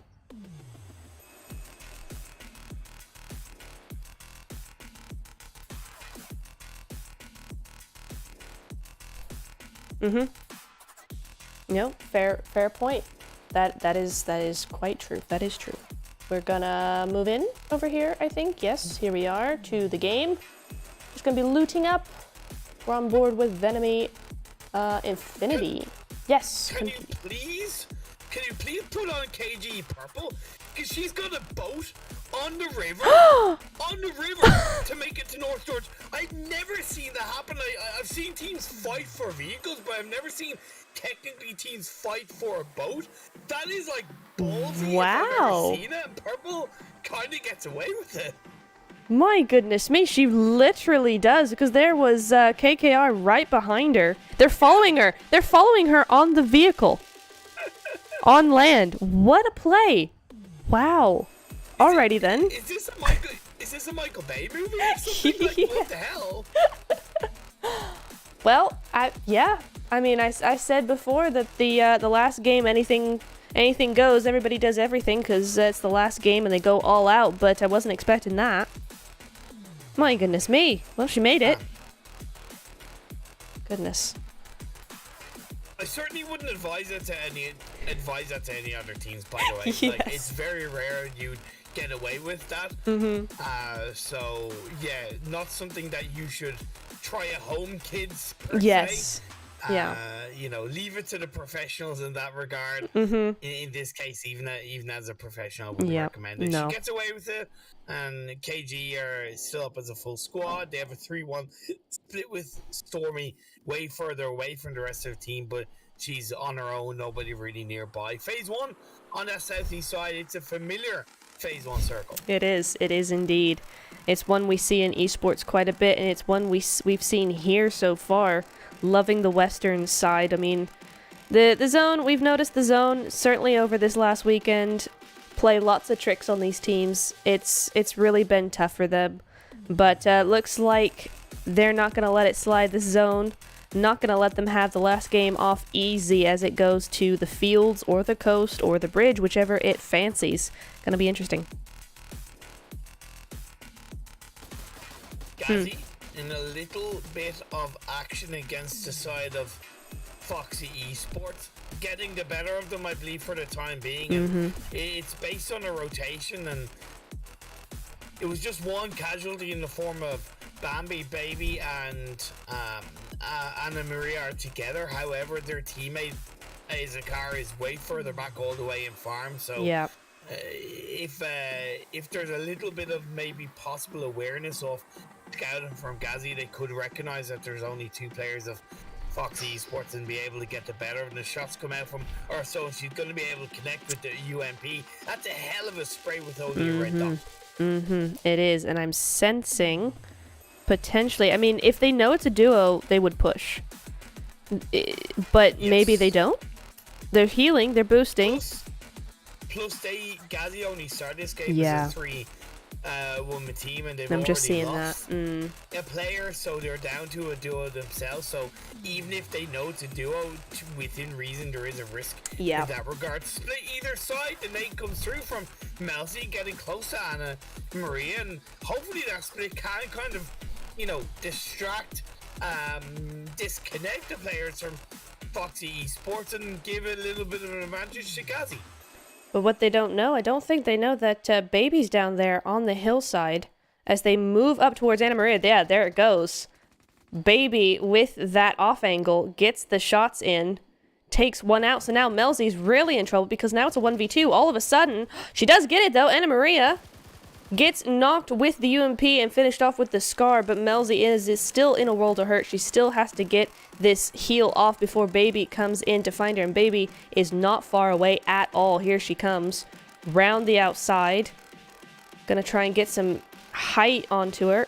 Melzi, drop down. Beautiful shots coming in from Baby to get that squad wipe. Really good stuff from Fox Girls. Yeah, it was very good. It was certainly a mistake by Anna Maria, by the way. The second the knock came through onto the second last Gazzy player, Baby, Now, okay, you could argue maybe they didn't know that Gazi were only a trio coming into the game and they were kind of tracking how many kills they had in the engagement, but I'm pretty confident they knew that it was a 2v2. My point is that push from Anna Marie shouldn't have come as a solo. They should have used the duo push, and the fact that the knock came through against them,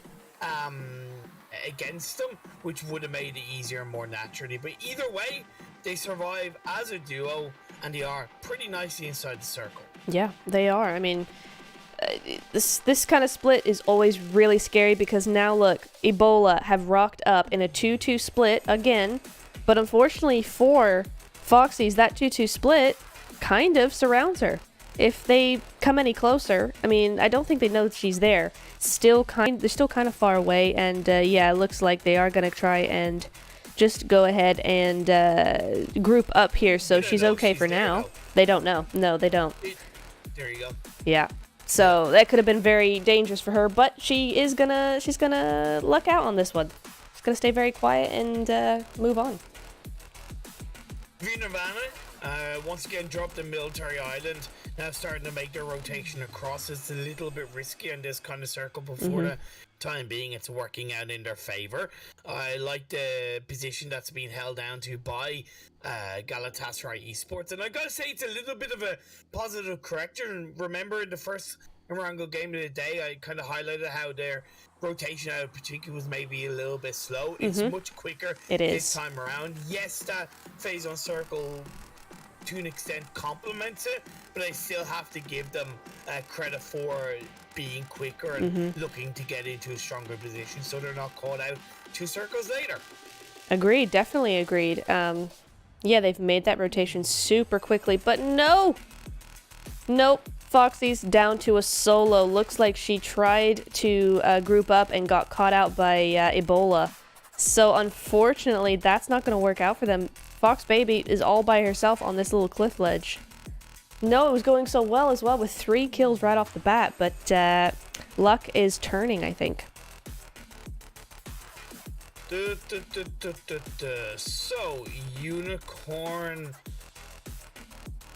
are definitely making a bit of a bold rotation this late into phase number 1 to head towards the center of the circle. Seems to be maybe heading towards either compound to the north of ImPERium or ImPERium in itself. Rexpect Glamour pushing through the phase 2 does pop up, and then once again shifts down to the southwest. It's about 20% water. However, there is a good 3 to 5% of this phase 2 inside Military Island. So yeah, a good 25% of this phase 2 is pretty much unoccupied. Yeah, unoccupied, and yeah, I think we're gonna see a lot of these teams not really want to go there. So it's both gonna be unoccupied and potentially, I mean, with good reason, with so little of that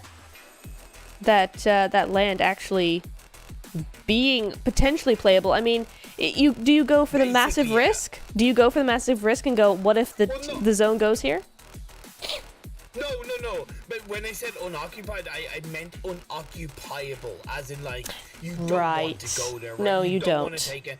That was my mistake in terms of wording. So yeah, so my point is that this phase 2 is a little bit more like a phase 3, and teams do need to be aware of that. I got you. Yes. Although we have seen teams before in other events, they have gone for that crazy rotation to that little sliver of land and try and make it work with the zone. Yeah. We've seen it. I'm not saying it worked, but we have seen it. I like it. You kind of cover yourself like, yeah, seen it. Not seen it. Just maybe. Look, you know, stranger things have happened in the world of PUBG Mobile. I can tell you that much. What I also can tell you as well is that the side of V Nirvana are certainly taking advantage of this warehouse garage area, and they're looking to push off the back of Unicorns. And Unicorns, yeah, it was a risky push, and I don't think it was the right call. They have, for the most part, been able to get the better of them, but I believe Unicorns are now down to a solo, and that's where the body advantage is just going against them a little bit too much. Laya is the last woman standing for that team. Oh, what a shame. But yeah, it's it's funny, and it just depends on so many variables if your split is actually going to work, because we've seen that same sort of distance between teammates in so many other situations, and it still works, and they win, and it works just fine. 4 unicorns in this setting, in this situation, with this team, it just didn't work, and they have a solo now to show for it. Really unfortunate. Respect Lammer really need to change the foundations of how they play the game. I've noticed in every single game today, they spend more time rotating and less time locking down one position and essentially staying there trying to control it. Whether that's a lack of strong leadership, whether that's a lack of confidence, they will know more than me, or even just a lack of general team synergy. Yeah. But fundamentally, they just spend too much time rotating and they end up getting caught out. This game, as an example, they rotate kind of around where they don't need to, and they get 2 players caught off guard against the side of One Shot Blossom. That really shouldn't be the case. Right. No, fully agree. I mean, we do, every time we go towards them, we do see them in a vehicle. They just keep rotating, and while rotation is good, it also means a lot more of a passive play, because you're not having those boots on the ground that scope the scope on the enemy. So you end up being way too vulnerable when you're just constantly in those rotations. A little bit of action bearing down towards the center of the circle, down outside of the ferry pier area. Galatasaray in a bit of a pinch per se against this side of Venomy Infinity. The reason why I say a bit of a pinch is because as of right now, they have a more linear spread across the board. Luckily, 2 of their players are able to push in on the edge of that building, not only having angles of cover, but also angles of pressure against the side of Venomy Infinity. So suddenly switch in their favor, and never mind the fact that they did get a juicy knock at the hands of Lara onto Estonia. It's finished off. Venomy Infinity down to a trio. Yeah, really nice with those nades. I mean, it's why I always say, if you can get, I mean, any good player of PUBG is going to be pretty good with their nades, but if you can have at least one player that's really good with their nades, it comes in so handy. I mean, those nades at that angle with that distance could have been so off very, very easily, but looks like Lara really pulled it out of the bag, though. Look at this! What is this? Now we're... Estonia, hidden in the shack, was able to get one player, but it's traded out instantly. Galatasaray were caught a little bit off guard. But where is the rest of Venomy Infinity? They just kind of stood there while their teammate did a lot of work, and now Malika gets knocked fully as on her own, and that was the prime opportunity. The backstab came through, and again, maybe a little bit of lack of team coordination, a lack of confidence that they could actually pull that off. Yeah. Meant that they didn't make the most of the opportunity. Right. No, especially with the 3 members of GS right there, all around that one player, that one shack. They could have easily had those angles ready and waiting for when that backstab happened, to actually go ahead and get the majority of the team instead of just the one player. Neptura, yes. Phase 3 circle shift. Have you seen that? I just have now. Interesting. It's pretty painful. It is. I wonder if Purple is gonna get her bow out again. I mean, I like that. Very nice. You know what? I low-key wouldn't disagree with it. You could technically send a player out in the boat to cover the very southern edge of the circle and be in the water. I wouldn't be against it. I genuinely wouldn't be against it. It would be kind of a little bit of a 9,000 IQ play, especially for possibly UTG in that regard. But of course, look, Phase 3, with it being a good 40% water, that means that landmass is more of a kind of Phase 4, closer to Phase 5, and with a number of high grounds still able to be controlled, it's not the most painful circle shift when you have about 40% of water in play. But then we have to consider, though, I mean, we have 40% water, but what's all the beach? Because that's open, that's hardly playable. It's very, very difficult for these teams to actually find any sort of cover or main holding spot on those beaches, so I'd argue it's almost like 50, maybe even 60% unplayable area. That is certainly something to think about for sure. Sticking to the edge of Primorsk, edge of Fairy Pier, and even that kind of North Fairy Pier Hill could be definitely a little bit more advantageous. But it also depends on where you're coming from, how far away, and how confident you feel pushing in. Look at that Galactica. Yeah. Side of the Quarry Hill side, taking shots onto the members of One Shot Blossom. I believe One Shot Blossom now down to just 2 players. If the revive can be laid out, maybe possibly 3, but that's going to be easier said than done, because all the while the revives are coming through, Galacticos are just encroaching forward like a vice, gripping on the location. And that the nade! it's an absolutely clean connection, and at least One Shot Bubble about to be burst. Angel goes down, and Fantastic. Galacticos make them suffer. Fantastic play coming in from Galactico Sirens.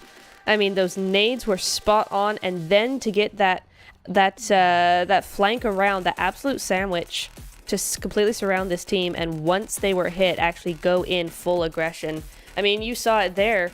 The last member of One Shot Blossom actually just didn't know where to look. She kept spinning around, spraying in random directions because they were everywhere. Great play coming in from Galacticos as that zone does go to the beach. Still got some water in play. It's mostly, to be fair, it's mostly the land, but there's a lot of beach just hanging out there, and yeah, it's not great. Not a great zone. Well, you made a relatively valid point about the beach side being an area that you don't really want to occupy. The one thing I will kind of low-key say to counter that is with updates now, just going back, to be fair, a little bit of time ago, you do have more hard cover and more little dips that you're able to at least go to if you want to go there. There's still a lot of risks involved. If you go there too early, you can get kind of naded to smithereens inside those little dips. If you don't go too late, there could be a team there, right, that you're crashing into.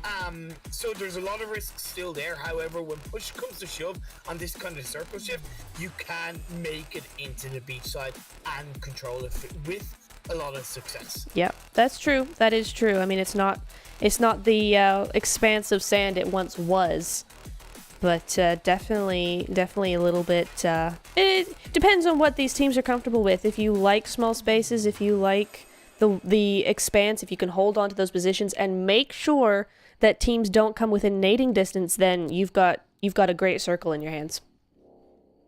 I love UTG. They actually had a little bit of a 2-2 split either side of the road, but I think they recognize that they are going to be pushed slightly by KKR, so they're committing the full squad to the northern side of the road, and they take down Mew. That's a good start to their push. Great as start. The circle just shift over to the western side, away from the beach side, and UTG could be looking to get to be getting back-to-back chicken dinners to end the league stage of the Goskillas League. Fantastic position that they're in as a full squad once they get the revive off. Yeah, I agree. UTG have been looking really strong these last couple of games in particular.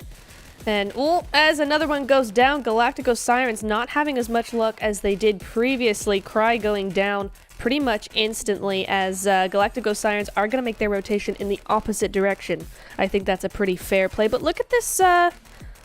What is this separation from KKR? They're doing a 1-1. And as GS come in, look, they're going to get this final player. But it makes sense. Right, it actually makes sense. It's a very viable strategy when you're down to a duo and this kind of circle. Playing a 1-1 split, you know, when you're a duo, there's very little you can really do, right? Especially against full squads, and especially if you want to lock down a shack. So playing a 1-1 split means that if one goes down, the second player is still alive and is able to rack up a possible extra couple of placement points. So I really like that from KKR. Okay. I mean, yeah. I mean, so far, the strategy is working, because even though Lyra is going to go ahead and get knocked and finished up. The other team member, Spicy, is safe for now. Ebola, I'm just looking over to the east side. Ebola coming in over the sand. They're still a full team. And I think, if I'm not mistaken... What? Wait. Dream with the kill. Great stuff coming in from Dream. Another little extra kill coming up for her. But they're going to be coming up on behind Deti as they make that spray and they make it connect. Perfect. Great sprays. Perfect. Look, it's also the timing of that rotation. If they had looked to make that push 30 seconds ago or right as phase 5 shift, it wouldn't have worked out. When you're coming in kind of later off the back of a harsh circle shift in kind of phase 4, phase 5, phase 6 onwards, waiting until the last moments means you have your back covered and you know that all you need to do is focus directly on what's in front of you. And Ebola have made that work very, very well. Very nicely, because look at this. The Deti are down to a duo and they're outside of zone. So the zone has favored them massively here. They've got the complete south side. It looks like Dream is trying to push over to Deti. Right.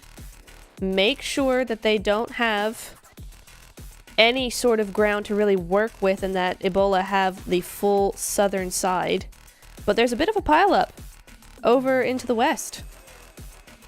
Yeah, there's a fight breaking out between, or that has already broken out between UTG and Galatasaray. Unfortunately, UTG are in a position where they just have one player left. The 3 players that are down are still technically still resable, but with a lot of risk in going forward. And with this blue zone going to start closing in the next 14 seconds on Galatasaray's hand, they need to clean up this fight as quickly as possible. As a result, is going to be made in. Oh, through the smoke. Day, we're getting 2 runovers in a matter of minutes. Fantastic. That's what I like to see. That's awesome. And Galatasaray Esports are actually looking good. Full squad, 8 kills so far, and they're in the top 5. Deti going down. Oh no. That's going to be the end of the final player of KKR. Spicy got pushed inside the shot by Ebola. It was only a matter of time. That means Ebola are comfortably spread out. However, that circle shift and the position by Galatasaray. That's the final 2 teams. Dream goes Lara. Down. Great play by Lara. Ebola whittled down to a duo on the edge of the hillside. There's nothing they could do. And it's all on Emma outside the circle to make the magic happen. I believe it's a 1v3. Oh my goodness me. They just came in swinging. Gonna try and get that smoke over. Maybe try and get... No, not gonna be able to do it. Just gonna opt for a smoke screen instead as these teams, look at this, crashing in. They know they want it. One goes down though. Emma. Very, very low. I don't think she's gonna make it out of here alive. No, she's not. But a valiant effort from her till the end. That is gonna be our final game, our final win of the league stage, and that's going to come in from Galatasaray Esports with 12 kills, ImPERium. Is that what you wanted to see? Yes. Maybe maybe their ears were burning coming into this final game and thought, okay, Neptura is talking to us.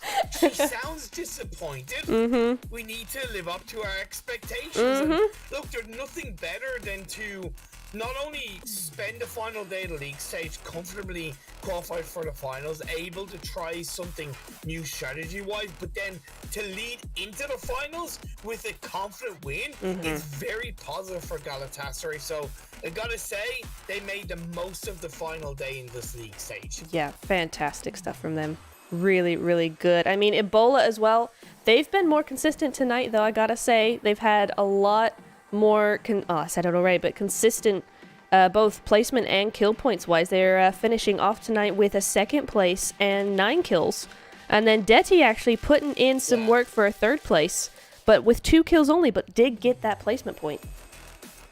I don't think it's enough, though, for the likes of Ebola, because, for example, they were coming into today 24th on a total of 41 points. And a couple of other teams around them have gotten their own strong results and their own relatively high amount of points. Obviously, it remains to be seen. I just don't know if it has been enough for Ebola, we'll have to wait to find out. Without a shadow of a doubt, the biggest winner of today, though, has been KSG with... Yes.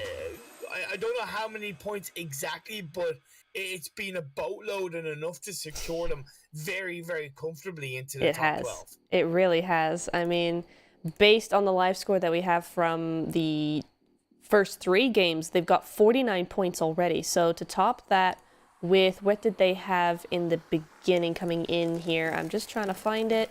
They were 21st with 46 points. So they've doubled their score. Just with that's easily without even counting the 4th game. So they've done that.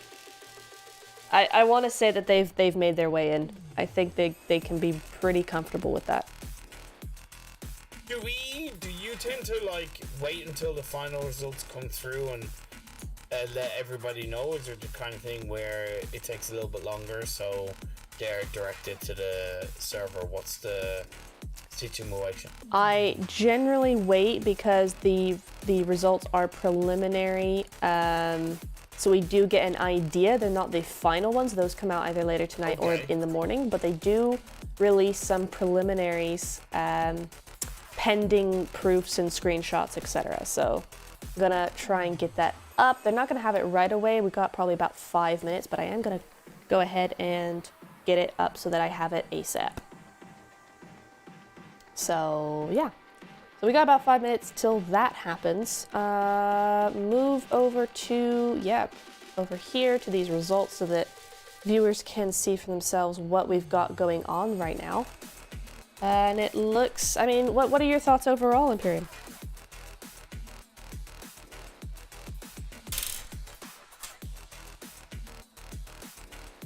Right?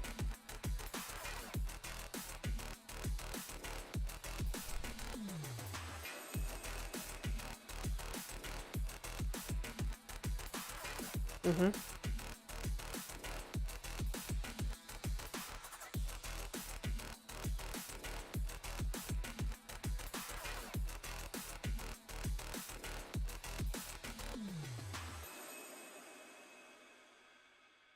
Mm-hmm.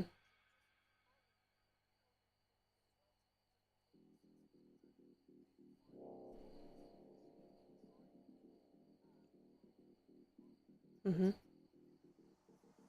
Yeah.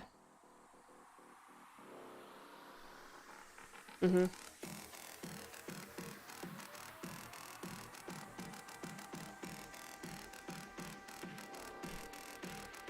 Mm-hmm. Mm-hmm. Right. No, yeah, I agree, because especially when you talk about the teams that look like they aren't actually going to make it in, because so many of these teams, when they were in their group versus group lobbies, they were looking really strong, but unfortunately, just overall, the other lobbies were stronger, and they just weren't able to quite make it. But so many of these teams I thought were really, really good. I mean, MB9 NEXUS put up a really strong fight, and so far, as per the last results that we have, they were 25th, but they were really good the nights that I saw them. So many of these teams, I mean, Vigilantes were really good, Beehive were really good. So yeah, I definitely echo what ImPERium is saying there with this.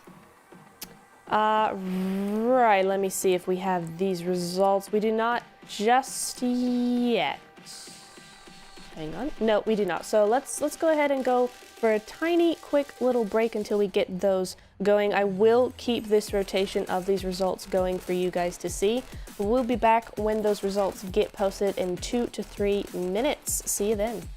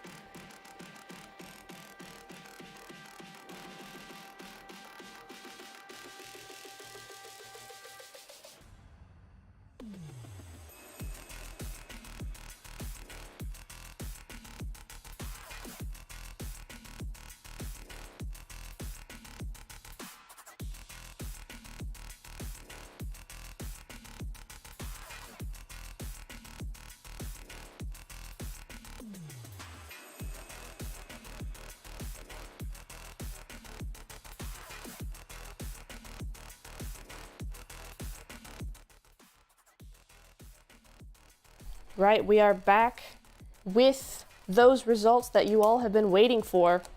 This is, now, I have to say this every night. These are the preliminaries. These are not the final results. These are based on on the fact that you have actually provided your screenshots, your proofs, whatever is required of you. Make sure you have those to secure your spot, because you will get points deducted if you do not. So, for those who are watching and not actually playing, these are the preliminaries. All right, going into that, with that in mind, we are gonna see our top 12. Immediately my eye went to number 12, but we'll start with number 1, ImPERium. Pure Pain Dose was not here tonight. They were here yesterday, and they were really good. But look at Galactisary. Look at that.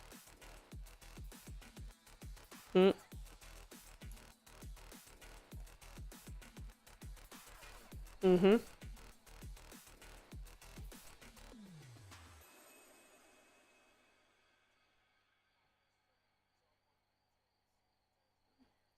Mm-hmm.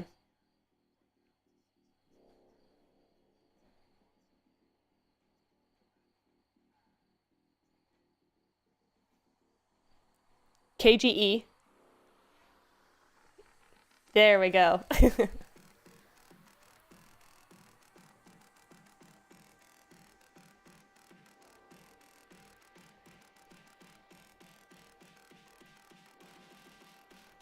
Oh my goodness.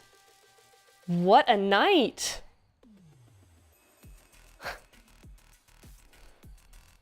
Wow.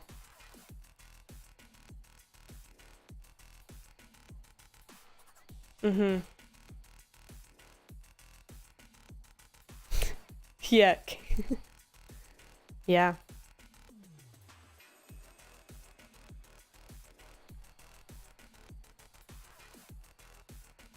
Really, really good stuff. I do just want to point out for KGE, though, they've only had one chicken.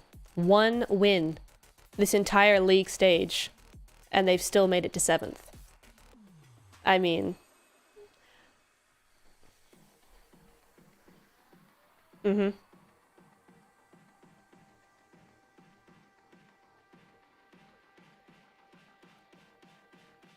Mm-hmm. Oh! Yeah.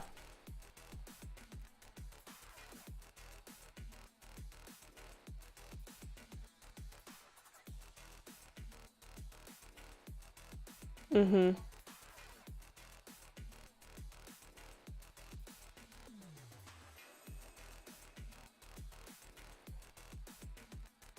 Yeah. Yeah. Mm-hmm. That's awesome. I mean, definitely a shake-up compared to what even last night's results were looking like. I mean, I just noticed that we've got a few teams missing from the other groups. I mean, S2G, for example. S2G were 11th coming into this. Armed Family as well, and Ul Team. All three of these teams were really strong the last night or the other night, I think, when they were playing. And they've just dropped off the map with this last lobby.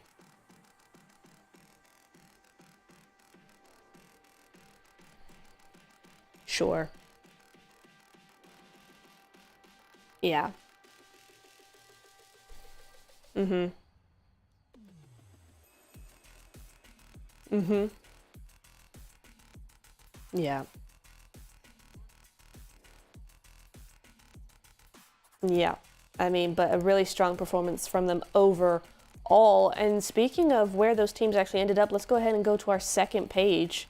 We got all Respect Glamour. Didn't quite do enough, and One Shot Blossom actually go down a placement.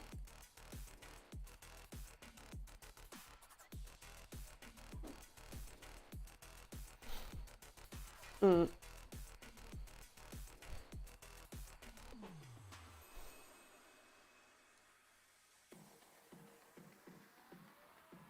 Yeah.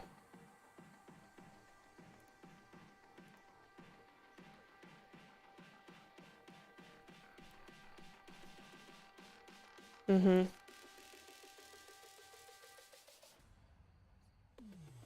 Mm-hmm.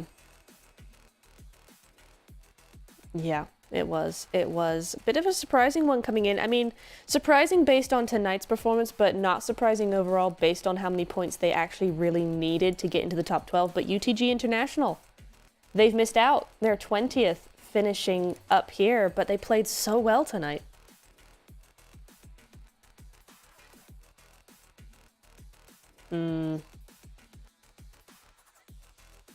Fantastic.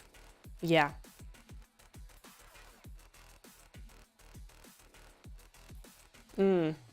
That's great. Mm.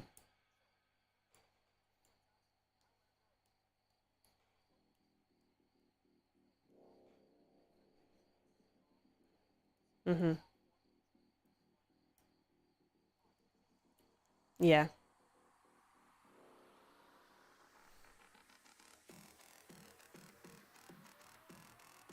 Yeah. Agreed, agreed. And unfortunately for so many of these other teams, you know, that finished off last night rather than tonight, I mean, it's so hard because with this lobby, it was such a strong lobby. All 32 teams were so good, each in their own way, and each played really strong. You know, each had their nights, some had off nights, some didn't, but each team, I feel like, really had really strong games, one or two at least. They all really came into their own for at least one or two games. And so while it's a shame to see these teams actually not make it through to the finals. They made it this far, and honestly, it's looking really exciting for them in the future. I do.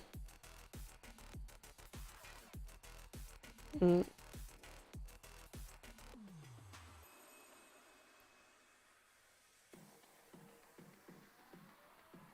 Mm. Mm-hmm. Yeah. What he said, viewers, what he said. Yeah, I think with that, we're gonna wrap tonight up. We are done here. We've had our final 12 nominated. We've had our final game, our final lobby for the league stage. Now we just have to look forward to these finals coming up. We do have a day off tomorrow, so these teams get to rest up and practice a little bit more, think about what they want to do. And then 3 days of action-packed finals coming your way. We will be moving over to the Goskillas and YouTube channel for the finals. So this is the last stream you're going to see on my channel for this event. So thank you everybody for watching and supporting the stream. Thank you to ImPERium for joining me tonight. It's been fantastic. Loved having you. Yeah, it's been great. Thank you for coming in. Thank you viewers for watching.